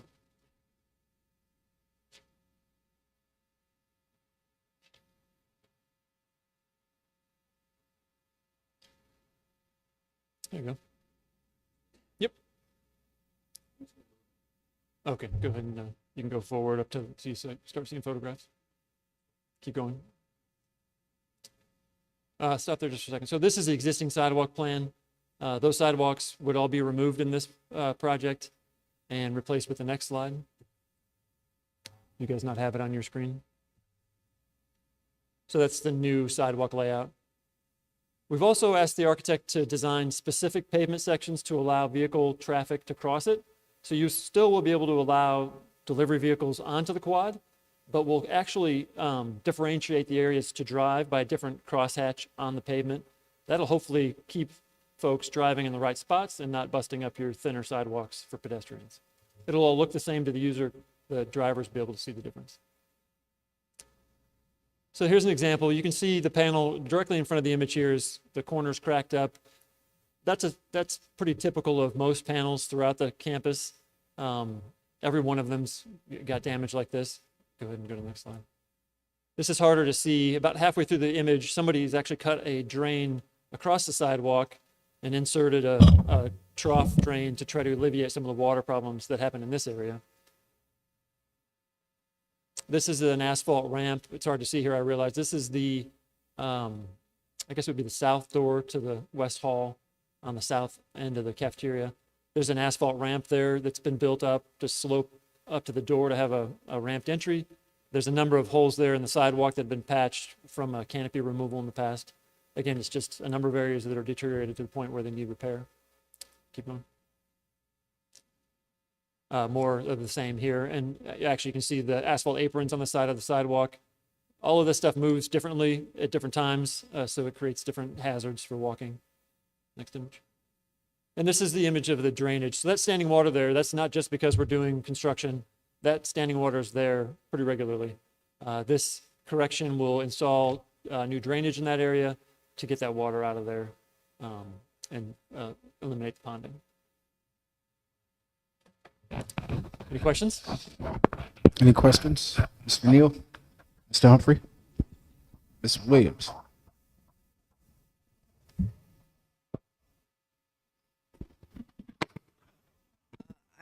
I do want to say this, you know, this construction issue, there's a lot of trust that must be had from a person like me. So it pleased me to hear you say, I'll be honest about this, construction didn't help. My first thought was, prior to that statement, that you guys had caused this damage. And I also want to know who approves the change orders now. Depending on the size of the change order. So this one is large enough, it comes to the board for approval. Okay. Well, okay. And just to clarify, answer your question, so each change order goes through the architect, the general contractor, KAI as our construction manager, Dr. Pusateri, the superintendent, interim superintendent, and myself as the person who understands real estate from a board's perspective. So there is a process by which change orders have to be approved. Did I answer your question? Okay. Mr. Hodge. Your answer addressed one of my concerns about even the design around sidewalks. It's been common practice not to build sidewalks until we know where people are walking. With the secure connector, we anticipate the students are going to find all kinds of routes and ways around campus. So the timing of the building of the sidewalks becomes really important, but I'll trust the process for that. One of the things that came up for me today is, are there opportunities, where are the opportunities for the board members to get updates on a weekly basis on what's happening, so that when we get these kinds of requests, they're not a surprise for us? Where's an opportunity for us to get those, to sit in on those meetings and get those updates? So we do have weekly, we call them owner, architect, and construction meetings. Those are weekly on Wednesday mornings.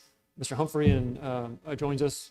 Phil and Ramon Cusi with the facilities group join us. Those are on Zoom occasionally, so you could also attend remotely if you'd like. So we can get that invitation too if you want to attend. Great. And are those open to the public to also be a part of? No, they're generally very specific to the matter at hand. So each contractor, meaning the contractor on East Hall or the contractor on the connector, it's a meeting focused on their issues, the items that they need from the team to keep moving. Okay. All right. Thank you. Ms. Patton. So I've heard from the general public, like, what is going on at Normandy. So is there any way to put on a website or have a publication that permeates throughout the district that says this is what we're doing and this is how we're doing it, a one-pager or something that becomes, it helps us tell the story of what is happening and creates less negative chatter in community? 100% support that idea. We had a great relationship with the prior director of communications, and hopefully we can reestablish that here. We do provide a monthly update and photographs. In prior times, they went to the website, they went to social media. That's with some turnover that's fallen away, but we can refocus on that and get it back out, because I think you're right. Perception is misleading if people aren't aware of what's going on. There's a lot of great things happening on the high school campus. Thank you. I have no further questions. So what we have is item 6.08, item for action, the quadrangle sidewalk replacement and damage and drainage improvements in the amount of $256,396. Is that correct, Marcus? $256,396. Yep. All right. So if there are no further questions, I would entertain a motion to approve this item. It's been moved and properly seconded that we approve this item 6.08. Any discussion? All right, all in favor, aye. Opposed, same privilege. Motion is carried. So the next item, Marcus, I think it's the internship program. So that file number should start with 801.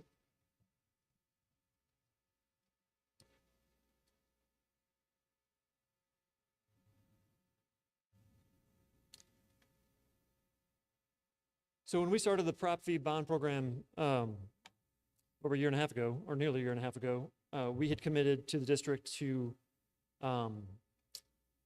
do certain outreach activities. One of those was to have a number of times interface with the students. So we've presented previously all the times we've been working with the kids. The FWCA program we talked about previously, that has grown into an opportunity for a student intern position on the prop fee construction team. We have a student in mind. She's been waiting very patiently for us to get this ironed out. What you have in front of you is an agreement between Normandy and KAI. It's something I guess your legal team requested. And so tonight we're asking you to review that agreement and approve it so that we can execute it. And I wanted to tell you a little bit about the work we're doing with this student. So again, a little bit about KAI. Go ahead and scroll to the next slide. Okay, is it on the PowerPoint now? Okay, thanks. So we have an identified student that is interested in the position. We hope once she runs through the program, we can have other students come through as well. It is funded by the FWCA. That's the Family Workforce Centers of America. Ms. Williams, you've asked me that before. It would be students that are interested in design, construction, and business-related exposure opportunities. And this document in front of you is for review today. A little bit about KAI, for those that don't know. I'll let you guys read that another time. We did write up a position description. We had an interview process just like you would in a normal job. We asked the students to come in and talk with us about their interests. As you can imagine, most of them don't have any idea what we do, and that's fine. But I think the interesting thing about KAI is that we have a diverse set of businesses, and we have an opportunity to expose a student to a lot of variety. The particular student we're talking to now is interested in being a laborer. One of the sister companies of ours is Hustle Up. They are a labor organization, and the hope is that, among other things, introducing this student to architects, engineers, construction professionals, administrative folks, accounting, everybody that we have. We can also introduce them to carpenters, electricians, laborers, and just get an idea of what's available. A lot of students we talk to, they say what they might be interested in because they know somebody who might be a laborer. They may not know what a carpenter does. They may not know what an electrician does. They may not know what a construction manager does. So the idea is to get the student near us, give them opportunities to attend some meetings, see what this is about, and then help them find connections with folks who can foster that development further. So we wrote up a position description. Obviously, safety is a priority, working collaboratively, showing up on time, being reliable, reading, writing, paying attention are all things that are goals.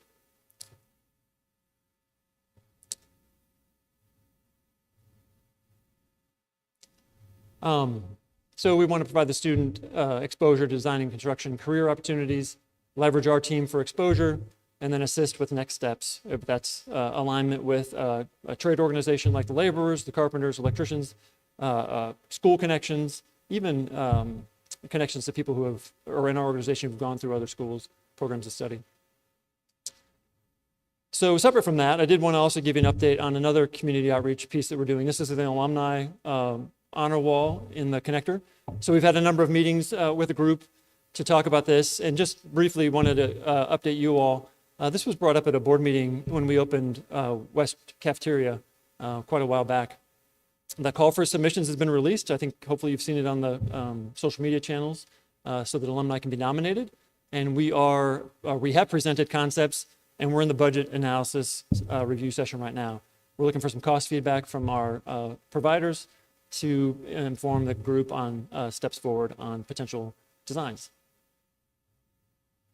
So with that, is there any questions? Mr. Neal? Mr. Humphrey? Ms. Williams? Mr. Hodge? Ms. Patton? Okay, well, that 8.01, so the internship agreement for students interested in careers in construction trades. So I guess the item for action is that we approve this agreement. Is that correct? All right. With that, I'll entertain a motion to approve item 8.01. It's been moved and properly seconded that we approve item 8.01, the KAI internship agreement. Any discussion? Call for all in favor, aye. Opposed, same privilege. The motion is carried. Thank you, Marcus. Thank you. All right. Why don't we move on to item 8.02, which is refunding of Series 2018 bonds. I think we have representatives from Stiefel here. And then we'll go to item 6.04 that was moved from consent to item for action.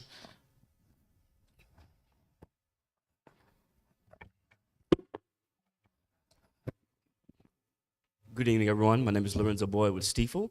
Approximately, I think in November, we were engaged by the schools to refinance their existing 2018 bonds for savings. I believe I gave the board president to share with you all a summary of the refunding proposal that we're submitting to you this evening. So in November, we engaged by the schools to actually refinance their existing 2018 bonds. Those bonds carried an interest rate of 5%. So approximately the second week of January, we sent out bids to potentially 21 different banks, both in the state of Missouri and nationwide, to offer the ability to purchase the bonds from the schools at a lower interest rate. And so of those 21 bids, we had 9 banks that submitted proposals. 5 of those banks subsequently chose not to bid, and then 4 banks, as you can see, chose to give a bid. The winning bid was Regions Bank with an interest rate of 3.64%. So as you'll note here, the previous bonds had an interest rate of 5%, and those bonds from Regions are callable at 3/1/2026, so they can be called additionally for savings in December of 2025, approximately 90 days before their call date. The second bank, as you can see, the first 2 bids were very close. Zions Bank, believe it or not, out of Utah, provided the second lowest bid at 3.67, and then you had Capital One, which is 3.99, and then MBH Bank submitted a 4.59%. So with that, we made the recommendation to actually choose the lowest bid from Regions Bank. And so with that, we're actually refinancing $6.6 million of general obligation bonds of the school district. We're replacing those 5% bonds with bonds that carry a 3.64% interest rate. The final maturity of this particular issue is 2028. So as you can see, we're scheduled to close on 2/28, and with that refinancing and actually taking those higher interest rate bonds down to 3.64%, it's going to save the schools $441,186 from now until 2028, with year 1 saving $207,000. And years 24 through 28 saving a little over 46,000. Our benchmark for any refinancing is actually 1.5%. The state of Missouri says that's the minimum requirement in terms of a refinancing. And so with this, we're saving approximately 2.7%. And so we ask this for your approval, and we're scheduled to close on 2/28, and that'll be all. And then we have documents to sign for the Board of Education. Thank you, Mr. Boyd. With that, I'll entertain a motion to approve item number 8.02, and then we'll go into discussion. It's been moved and properly seconded that we approve item 8.02. Is there any discussion? Hearing none. All in favor, aye. Opposed, same privilege. The motion is carried. Thank you, Mr. Boyd. And I will say there's another series of bonds, your 2019 bonds. These were your 2018 bonds. Your 2019 bonds have a call date of 3/1/2024. So hopefully if interest rates stay around the same and they don't rise too significantly between now and then, we'll be back before the board to actually refinance those 2019 bonds in approximately December of this year. So about 10 more months. So we just hope interest rates stay steady. All right, thank you. All right, moving on to the last item for action, item 6.04, substitute teacher pay increase. Is there anyone here that can, I think Dr. Brooks is going to speak to that.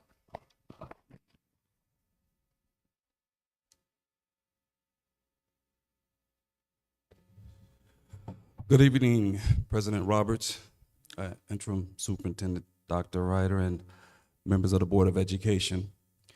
To speak to the need for an increase for sub-pay, Human Resources, I'm Tony Brooks, Assistant Superintendent for Human Resources for Normandy Schools Collaborative.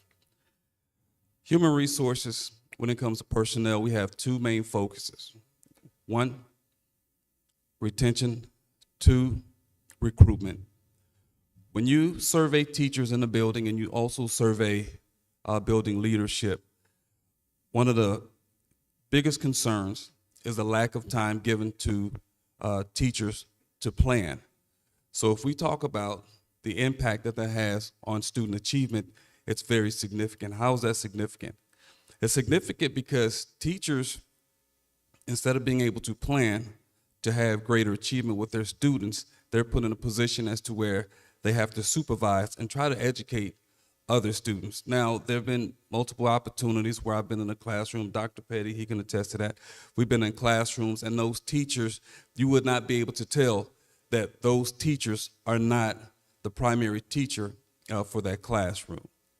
But right now, we have 27 vacancies. Of those 27, we have 22 teachers, long-term subs in those classrooms. So any day you have 5 vacancies in the district. When you look at the number of plan times that are sacrificed, you break it down to the number of periods that you have in a day.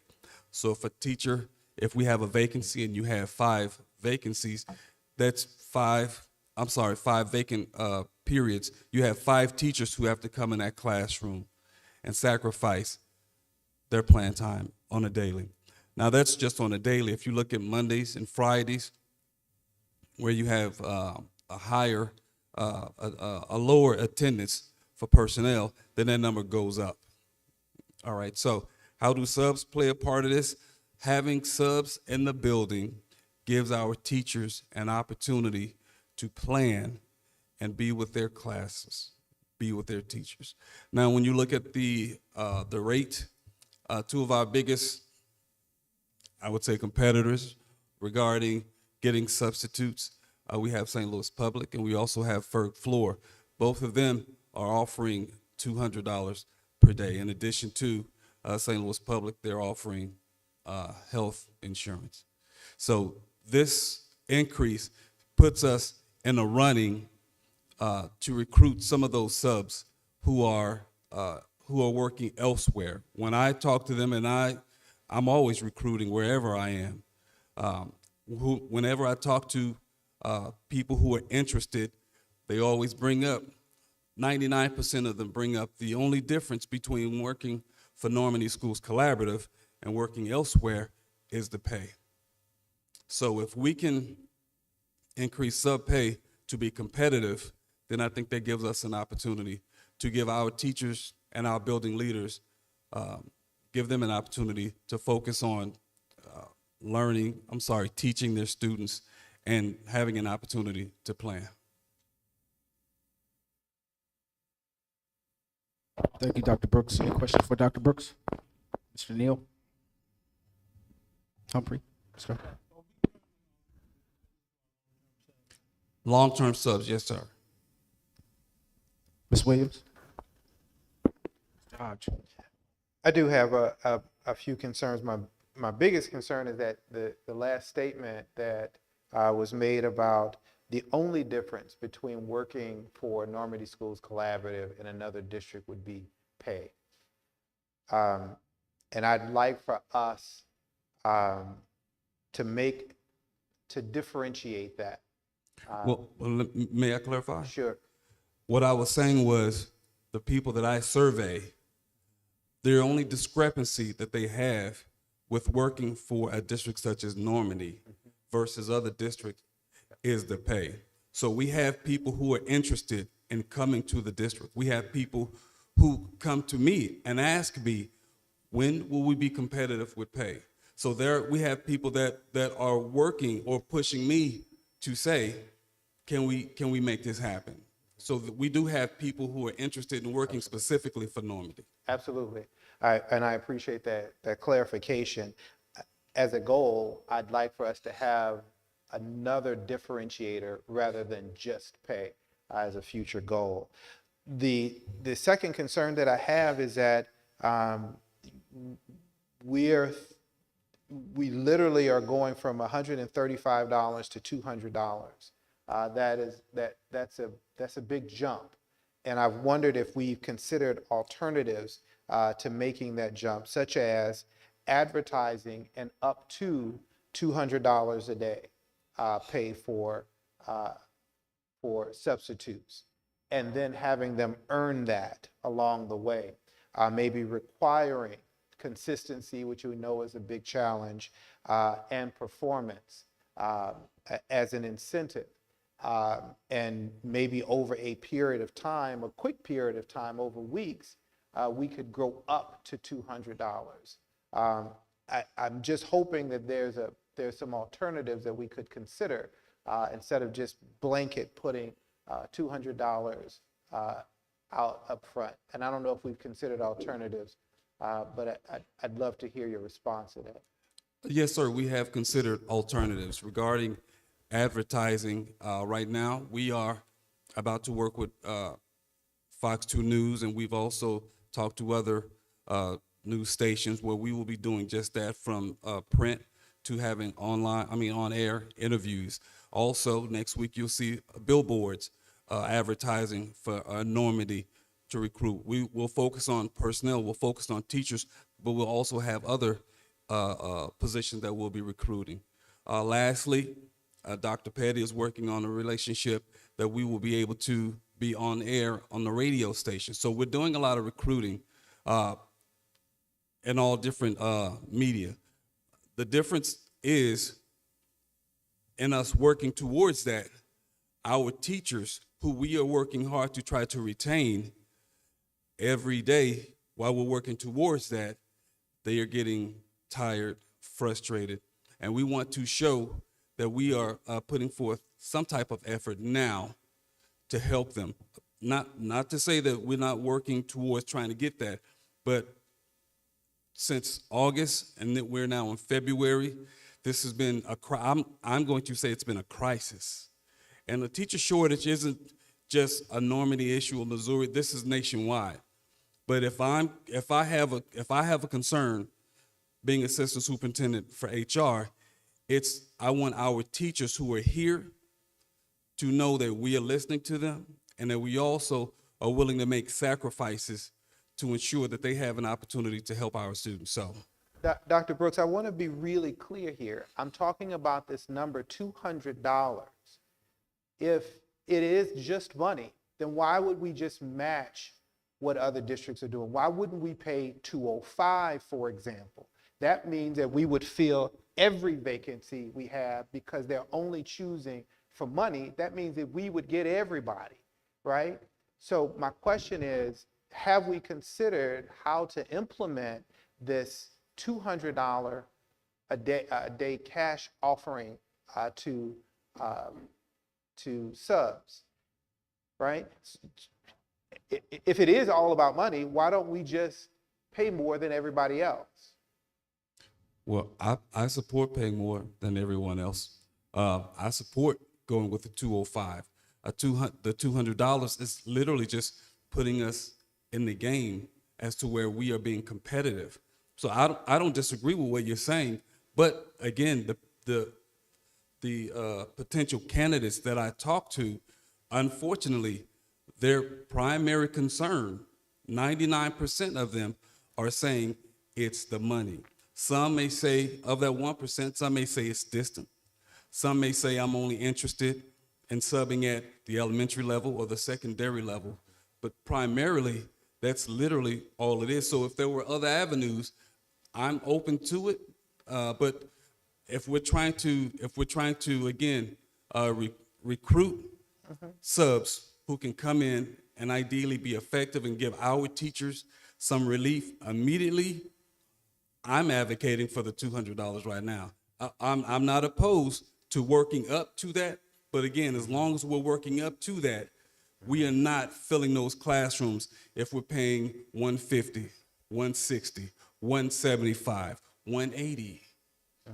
And if I felt $205 was significant enough to say that will make a difference, then I would have advocated for that. I simply want to give us an opportunity to have equity with the people who we're trying to recruit and being fair. $5 per sub per day is significant in itself. So that's why I'm advocating for 200. Thank you, Mr. Brooks. No problem, sir. Ms. Pat. Dr. Brooks, Dr. Brooks. No problem, sir. All right. Ms. Patton, no question? Okay.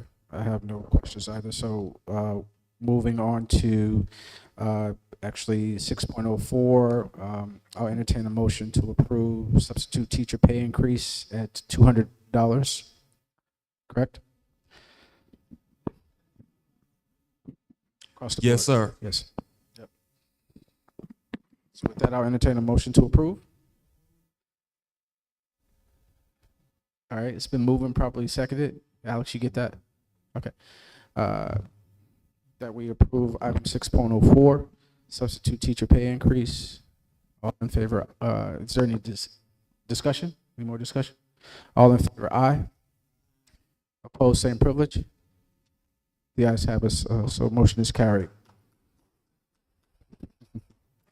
Got a nice round of support from our fellow teacher. Thank you. All right, so moving on to 9, section 9, item for information, construction updates. Marcus Mumi is back at the podium with KAI.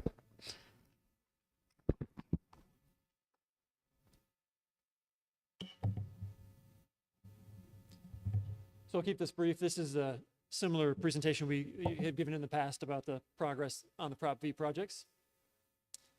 These are the current completion dates. The West Hall is done. They've moved in. There are a few items still remaining that we're working on, but it's effectively in closeout. The connector is still underway. Currently is projected to be a July completion, so that'll push hard to the summer. Central and East Hall, if you haven't been over there recently, is also scheduled to complete this summer. And we'll take Central off. Did I say Central? I meant East. East Hall is finishing over the summer.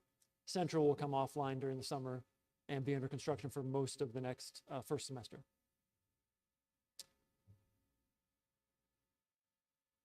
Sorry.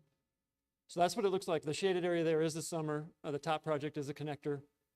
East is the center project, and the Central is the bottom. So Central stretches out until December turnover, assuming we don't hit any big hiccups in that building.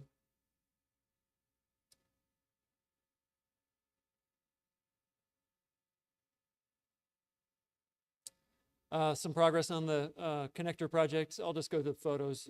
Brick veneers going on. The building's getting sheathed with the exterior board and waterproofed. The windows started going in recently, window frames. Here's what it looks like from the quad side. Bricks going on. They're closing the building up. Trusses are set on the roof. They are roofing the building right now. There's the roof up top. The sloped areas will get slate, so it'll look a lot like the other buildings on campus. I'll fast forward through these. The last item that we're working on for the connector is an office furniture package. So your new administrative offices will be in the main floor of the connector. And we met for the first time last week to look at the office furniture. East Hall, now we're moving on to. The biggest issue there, if you'll recall, in the past has been this electrical panel delay. That panel is due to be delivered late February. So we are on track to have that building to start a phased turnover. In your board packet are the diagrams we showed you previously. The third floor may be ready as early as mid-March. The second floor then will be late March. And the first floor will likely take until June, a July turnover. We should have plenty of time to have the movers bring the new furniture in, get the teachers' personal items moved over, have a smooth start to school in the new building at the start of the next school year.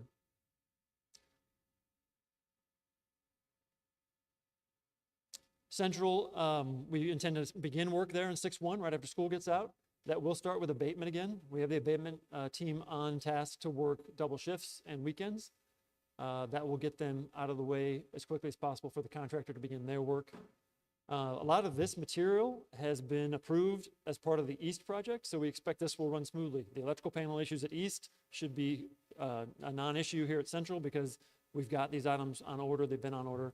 We've really been trying to limit changes in this building, really pushing for the team to stick with the decisions they made, even though that was a long time ago, trying to limit the disruption to the contractor moving forward and getting Central complete. With that being said, though, we do have a lot of work in both buildings that the current staff is not even aware of what we're doing. So we do have a meeting planned with the high school staff. I believe it's the March Professional Development Day. The architect, KI, and district facilities will meet with the school, talk about end of year planning, emptying Central, packing their rooms, moving into East when they come back, and then showing them some images of what the building looks like. East is looking very good. What date is that, Marcus? I think March 19th sticks in my head, but okay. Yeah, I'll have to look it up. There is another item dealing with design on East Hall. One of the items for consent was related to drainage around East Hall. There's been a historic issue of drainage. We did a lot of investigation over the past few months trying to figure out what was contributing to the water infiltration into East Hall. We found a lot of the items and we're in the process of correcting them.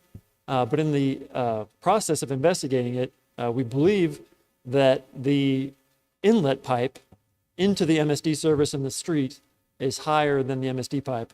So we're waiting for the opportunity where there's a dry spell where we can clean out the pipe and take proper measurements and then put together a plan of action for either discussion with MSD or some sort of corrective action. So we'll be reporting on that in the future. We got the acoustical panels in the auditorium resolved, the sidewalks you looked at today, and we're still coordinating the AV and the electrical package in the auditorium. East Hall bathrooms are being finished. All the finishes are going in. We turned on a third of the heaters. The building's maintaining temperature, which is really nice. We got the floors going down. Casework's being installed. Here's some of those pictures. This is the floor on the left has been prepped and glued. They're starting to lay the tile in the center. And on the right, that room's about 50% complete. Throughout the building, the plaster's been fully restored. They're going now repairing some of the brick and masonry areas. They're starting to do terrazzo samples so we can restore the terrazzo in areas where it's damaged. This is the area under the building, a crawl space, largely a mechanical space. Used to be jam-packed full of pipes. It's a mess, arguably, but it's much more organized than it used to be, much more efficient. This is the old library, for those of you who recall. It will now become a student commons, so they're framing in for the new ceiling. Go through some of these. Then the project utilization. So we track the business usage from minority-owned businesses and women-owned businesses, and our workforce with minority and women boots on the ground.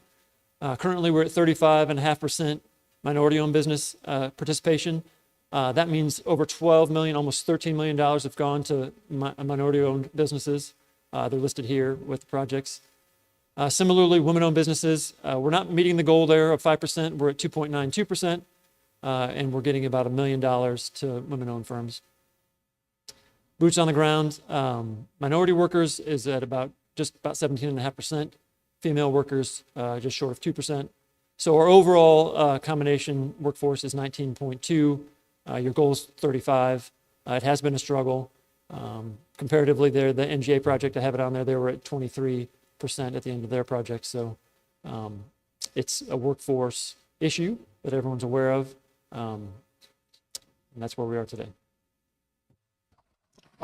Okay, thank you. Sorry, there's some more slides. Some of these I already talked about, the student intern, alumni wall, and that's it. Sorry. Thank you, Marcus. Any questions? Mr. Neal? Mr. Humphrey? Ms. Williams? Mr. Hodge? Ms. Patton? The only comment that I have is just making sure that we can coordinate with our technology and our communications department to make sure that we have the KAI reports available on our website and to the public so they can review it. It's a ton of information, but you guys do a good job of presenting it, so let's just make sure we coordinate that. All right. Thank you, Marcus. All right, moving on to item 9.02, update on the West Gym expansion project. Dr. Ryder's filling in for Dr. Pusateri. Good evening again. This is just a brief update on the plans for West Gym. I think it's been quite some time since we've come to the board and talked about where we are. So it was just time to give a presentation this evening. Dr. Pusateri is off at this time on a pre-scheduled vacation out of town. And so I'm doing his presentation on his behalf. So Dr. Pusateri and I walked the transition committee through the information already, but we wanted to make sure that the full board is aware of the plans at this time. In the fall of 2020, and in that winter time, NSC leadership identified many possible capital improvements, and the West Gym was one of them. The expansion of West Gym under consideration as a project at that time, the projected cost was $1.9 million. After working with KAI and an independent estimator, it was determined by early 2022 that the cost would be closer to $5.4 million. In June of 22, the JEGB approved an architect to begin design work for the project. And then over the last summer, the architect updated the cost projections for the gym, and that was going to exceed $7 million. Myself and Dr. Pusateri and Marcus met with Mr. Roberts as well, and the rest of the facilities planning committee, and coalesced on recommending an alternative plan that would cost about $2.8 million. That would include an additional practice court inside of a renovated West Gym. The alternative plan, again, would be a renovation and not an expansion. After that time, it became apparent that the renovation was not going to meet our needs long-term, and that we really would like to hold off and have a full expansion of West Gym when it's appropriate to do so. So we have recommended that we pause any renovation or building of West Gym at this time, and to consider future funding opportunities that might be available to us so that we can meet the needs of that $7.1 million new West Gym expansion.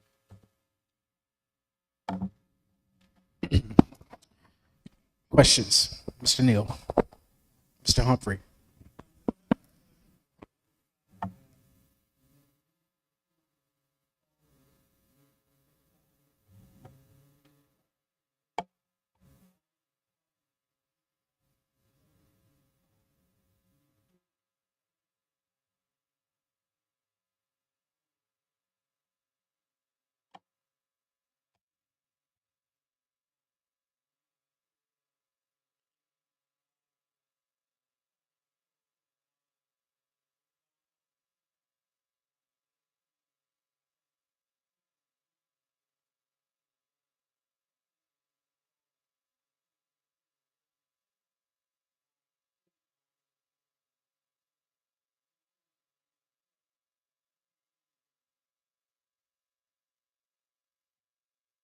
Thank you, Mr. Humphrey. Ms. Williams?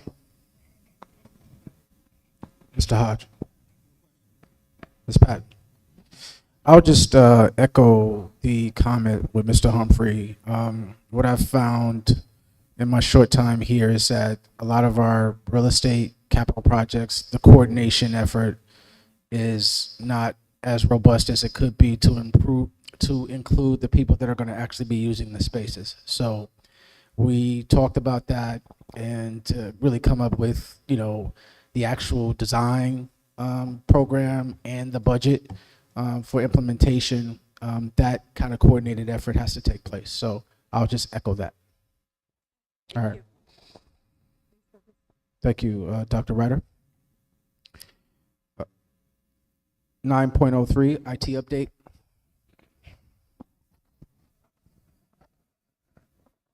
Good evening, everyone. I will keep that everything short today. I'm going to over the IT updates that we have for our school district. Okay. The current updates that IT working right now is the school safety and some projects related with surveillance, audit, and including that high school, East Hall connector, and central network programs. Also, we are working on the E-rate. If I'm going over that, what we're doing for the school safety, we are working very close with Director of the Security and Dr. Petty and Dr. Phil, also Mr. Director of our Facilities. So we are trying to put all schools, make more secure and supplying them with card readers, door buzzers, and adding extra cameras to the school.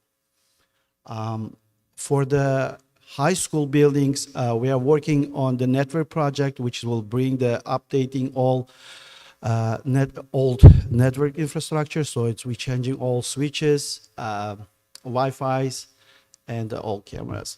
And we're also adding the card readers for the connector and the East Hall building. The E-rate program, the project we're working on it's including category 1 for WAN and category 2 for the network equipment applications. This is the, let me a little open that. E-rate program is the program, government program, which helps discount 90% discount for the schools. So they discounting for internet and some eligible network systems. So the category 1 is our existing network infrastructure for the fiber optic between the buildings. And category 2, it will be our equipment that we're going to use at schools. And also we continue working on auditing our internal audit. Also we call for the MoreNet to make it like an internal audit for the our IT vendors.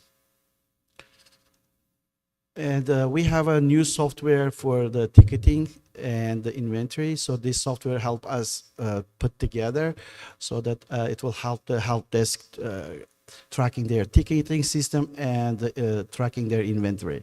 For these 3 months that we started utilizing this software, we already closed more than 400 tickets.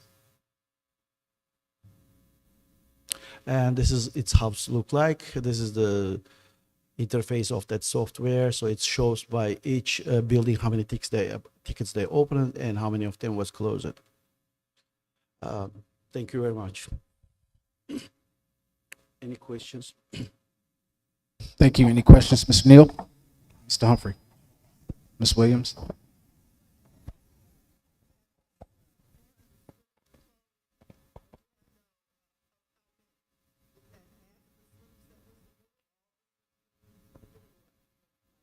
This is, okay, let me go there. Okay. So this is the, out of, I think it's right now around 20 tickets is, I think it's still open. This is actually from the beginning of the year, we already closed more than 1,500 tickets, but this is the just 400 for in 3 months when we start using this software, the new software tracking ticketing system. So it's more, yes. So it's just right now, it's like a 20 of them may be open, like a daily tickets. Sorry. Mr. Hodge? Ms. Patton? I have no further questions. Thank you, Zach. All right, moving on to item 9.04, communications update.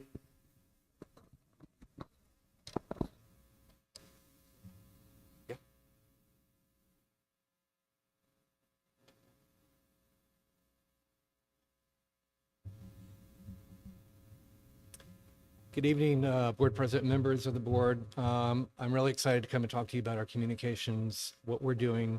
We'll get into a little bit about our Facebook analytics and kind of the dashboard of what we track each month. But before I do that, I just want to make sure, here's what I want you to know, is that the communications department has 2 goals for the remainder of the school year, and that's improving internal and external communications. For internal communications, if something is happening at the school systems or at the schools, we want to make sure that everyone hears about it, from the teachers to the students, parents, staff, and every board member. So to do that, what we've done is create a calendar of events. We've reached out to the schools to ask them to give us that information. We've also created a form so that when there is a special event at the school, that form is going to be completed and shared with the communications department. So we're aware of who's going to be attending, what the form is like, how many people will be attending as well. We're improving staff communications. I will say that we had a lot of interest with the superintendent search, the staff meeting before the community meeting. We communicated that to staff regularly, and about 2 or 3 weeks out, we had 50 staff members attend. And I think that that's important for staff members to be able to attend and listen to what the incoming superintendent and the candidates had to say. We're streamlining our internal digital newsletter as well as our external digital newsletter to make it more engaging, both internally and externally. We're working across departments. So we're working with human resources right now to help with the marketing campaign that will coincide with working with the television stations. So that's something that you'll see coming up in the next couple of weeks. One of the things that we thought was very important is that we, as a communications department, and Kate is here, Kate Springer, department of 2, but we are getting out into the schools. And that way they know who we are, we know who they are. We can ask them questions. I'll give you an example. I came into one of the schools recently, and half of the school was getting ready to go on a field trip. I wasn't aware of the field trip that was going on, so it was just luck that I was here the day that it happened. We found out that the school was going to the Shavitz Center as a reward for the students who had given model behavior the first part of the school year. So I followed the students to show up, just to take pictures so we could share on social media. And when I walked in, that whole arena was filled with students, not just from Normandy, from all over the district. So it was just a great opportunity to go in and promote what was going on, not just in Normandy, but all over the region. For external communications, we have a steady stream of positive narrative that's coming out of Normandy. We're pushing that through social media. I'll get into the statistics in a little bit. One of the things we really wanted to focus on is rebuilding our strategic relationship with our partners. I think that you saw that, hopefully, working with Beyond Housing. We had the Superintendent Candidate Forum, and then the following week we had the DESE Forum. And so working collaboratively with our partners, we're able to communicate as well. One of the things I heard was Bear Griffin talking about the program that he wanted to start. We definitely want to work with him and help promote that.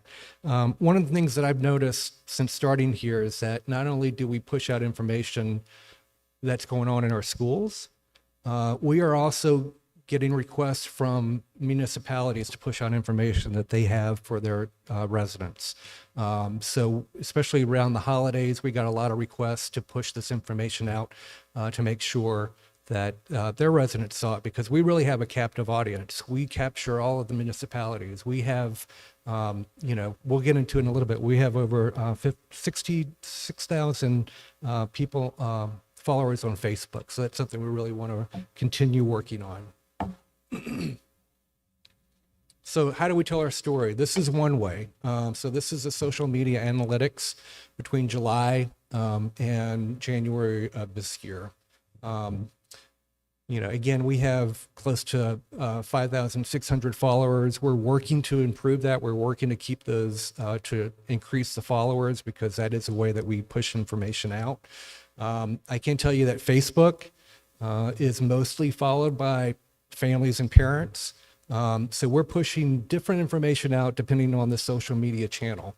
For Facebook, we're actually working with HR, listing some of the openings that we have available to the citizens of the footprint, and we're pushing that out to them every 2 weeks. We also share that information with the mayors, and also any events that are coming up that we think that they should know about.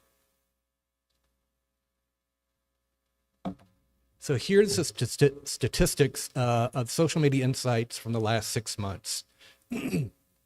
We had over 50,000 views of our newsletters. That's internal and external. We had 571 social media posts. And then what we've noticed as well is that the high activity that we get for our social media posts are centered around the high school, student achievement, and our partnerships. So that's something that we want to keep building on. We put a lot of information out there, but we also make sure that we track this, because if something is successful, we want to keep pushing similar stories out like that. One of the other things on the way that we get our news out to our community members, but also to St. Louis region, is through media outreach. And in the 6 months that we are tracking, we had 120 touches for media outreach and trying to get earned media. So earned media is basically a positive story. It's a story that came about from us reaching out to the local media, whereas paid media obviously is like advertising. So earned media events, stories that we've had since January or Beyond the Backpack, and I'll get into a little bit of information about that, how that came about too. The Believe Project, the mural, the opera, and again, the superintendent search and the superintendent announcement. Now, I think we can build on the superintendent. With the new superintendent coming on board, there's a great opportunity to continue pushing that message out and talking about what people can expect from the Normandy Schools Collaborative. So again, out of those 120 media touches, we had 18 positive stories, and that's across all local media channels here in the St. Louis area.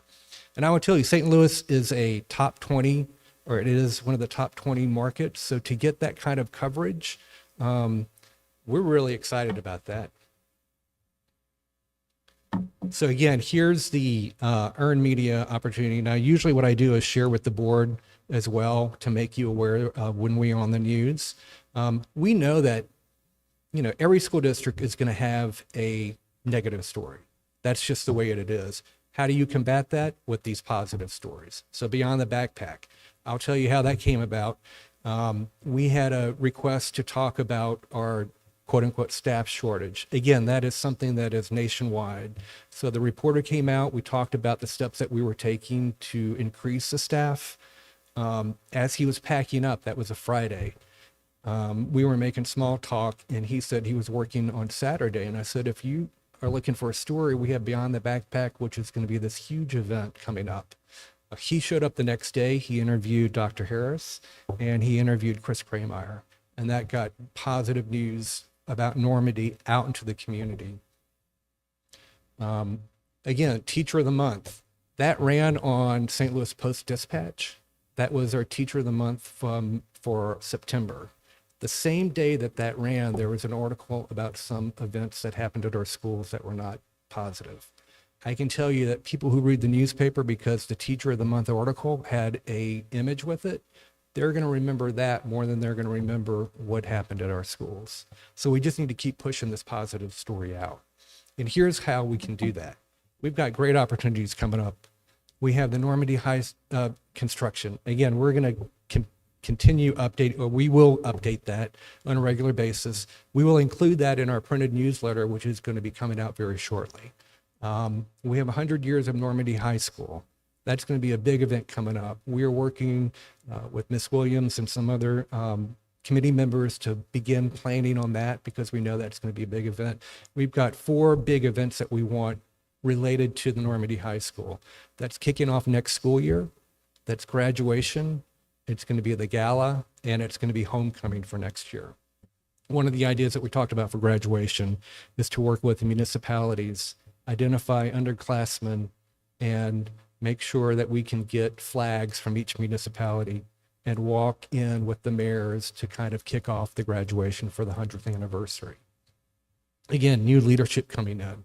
We're moving towards full accreditation and local control of our board. We're going to continue building those.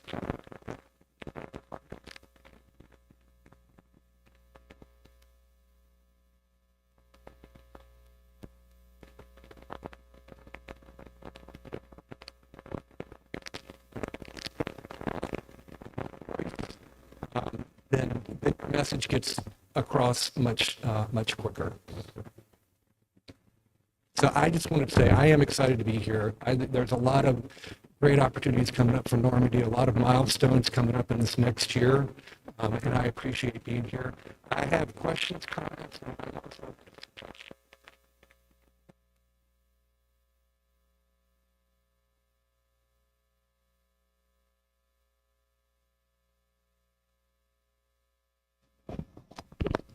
Thank you, Mr. Tron. Mr. Neal, any questions?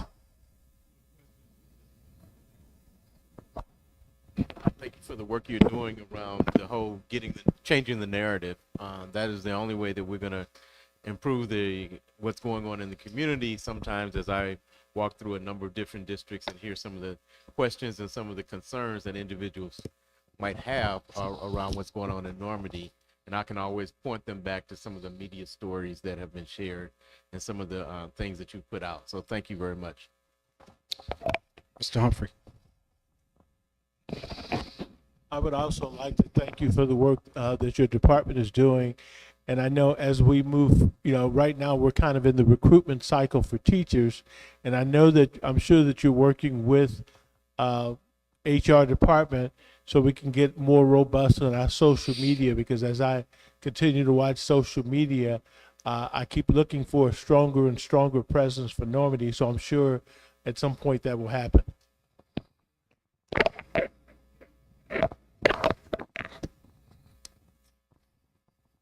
Ms. Williams. Thank you, Ms. Good presentation. I was reading somewhere, I guess a couple of days ago, something about incorporating one's values as you move forward in your communication and so forth. So as I looked at the website, there were so many really strong terms, phrases, words that we could use that are coming right out of our value statements. Things like persist to meet our goals, learn continuously, high expectations for all students, personal accountability, just all kinds of things that I think would mean something to people who are in the community, but also we should be speaking with that thing, that one voice that you just talked about. This is part of being the one voice. These are the things we say we value, we believe in. So we ought to be talking about this all the time. Thank you. Mr. Hodge. I echo everything said. I think we should also take advantage of this opportunity to promote that we have one of the highest starting salaries for new teachers, and we are one of the highest paying districts for substitutes. That's it. Ms. Patton. All right. Thank you, Mr. Trahan, for your work, and keep up the good work. Thank you. All right. Moving on to item number 10, board comments. Mr. Neal. As always, just like to thank our teachers and our students in particular. They did an excellent job today, and we want to always continue to lift them up. I also am very encouraged about the wraparound services that we currently have and the possibility of the increased wraparound services that going forward that we might be engaging in. So that's also encouraging. So I thank you and continue the great work. Thank you, Mr. Neal. Mr. Humphrey. Yeah, I would also say that I'm encouraged about the work around wraparound services, because I know that You know, they started out at the community forum talking about the fact that they had scrubbed the list to really find out which people were actively engaged. I also want to thank all the staff for the presentations they've done tonight. There's a lot of clarity around the work, and so I do appreciate the work that you're doing. I did want to mention that over the last week, I did have the occasion, as I said earlier, to attend the Home STL program at Washington University, and I also had an opportunity to attend the Black Educators Symposium that was at the Two Hill. And both of those were very informative, and it was great being among a lot of Black educators that are focused around doing the right thing for children. Thank you, Mr. Humphrey. Ms. Williams. Yeah, I appreciate all the presentations this evening. They were clear and comprehensive. I also appreciate the fact that we had parents and children in this room tonight, and that's what we're about. That's why we're here. I also want to acknowledge the special blessing of community involvement at a level that is unprecedented in any place I've ever been. The fact that these mayors, these community people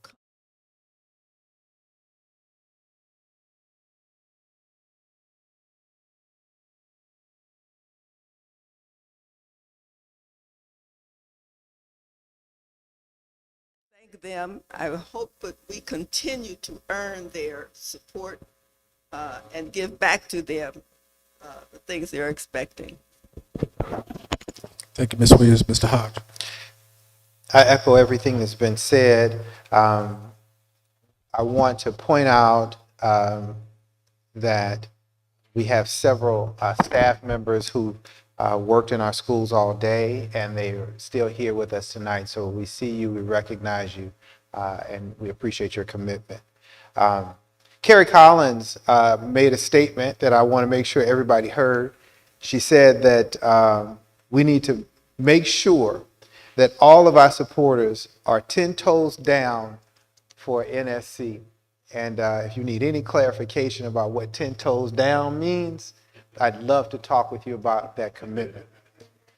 Today I had the honor of participating in the homegoing celebration for a former teacher, Miss Diane Killian, who was a teacher at Jefferson Elementary School here in our district until she retired. As a part of her life reflection, they quoted her, and I'd like to end my comments with this. One of Diane's favorite sayings was, "A friend is someone who remembers your song when you've forgotten it and reminds you to sing it. A good teacher is such a friend." Thank you, Mr. Hodge. Ms. Patton. I would just want to thank parents, students. It was great to start the evening with students and their voices. It's always good to see youth being showcased as they should be, not as they are many times in the media. Thank you for the staff. Thank you for my fellow board members.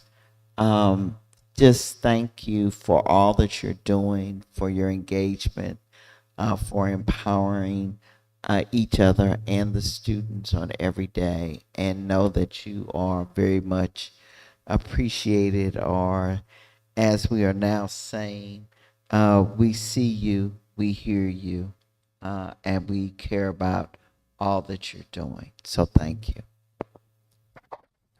Thank you, Ms. Patton. I'm a strong believer in the power of partnerships. And we've talked a lot about our strategic partnerships with the municipal partnership, 24/1, Beyond Housing. But there's nothing as important, if not more important, than the partnerships we have with our educators here, our teachers, our counselors, those who are on the front line with our students every day. So I really thank you, and I hope that you stay committed and stay patient with us. and we look forward to locking arms with you as we make the district a better place as we teach our kids. I also had the opportunity to participate in the Super Bowl party hosted by 24-1 Beyond Housing at one of the gyms that we have in our community, the 24-1 Cinema. And there were several students, but most notably, there were many football players actually sponsored by Ms. Williams at this event. And it was an extraordinary example of pride and leadership and commitment and a voice that each and every one of them had in sharing with me. And the thing that I took away from it was one, that they're just as passionate and committed about what happens in this district as we are for them. But one thing I'll take away is that they promised me if we get them new uniforms, they're going to bring us a state championship. So I got to put my my money where my mouth is, and I heard you, and hopefully we can make that happen in that partnership that we have with our students. But again, thank you for what you're doing, and let's continue to make Normandy a better place. With that, I think we canceled the executive session. We don't have any items to cover there, so I'll entertain a motion to adjourn. All right, it's been moved and seconded. Alex, can we? Yes.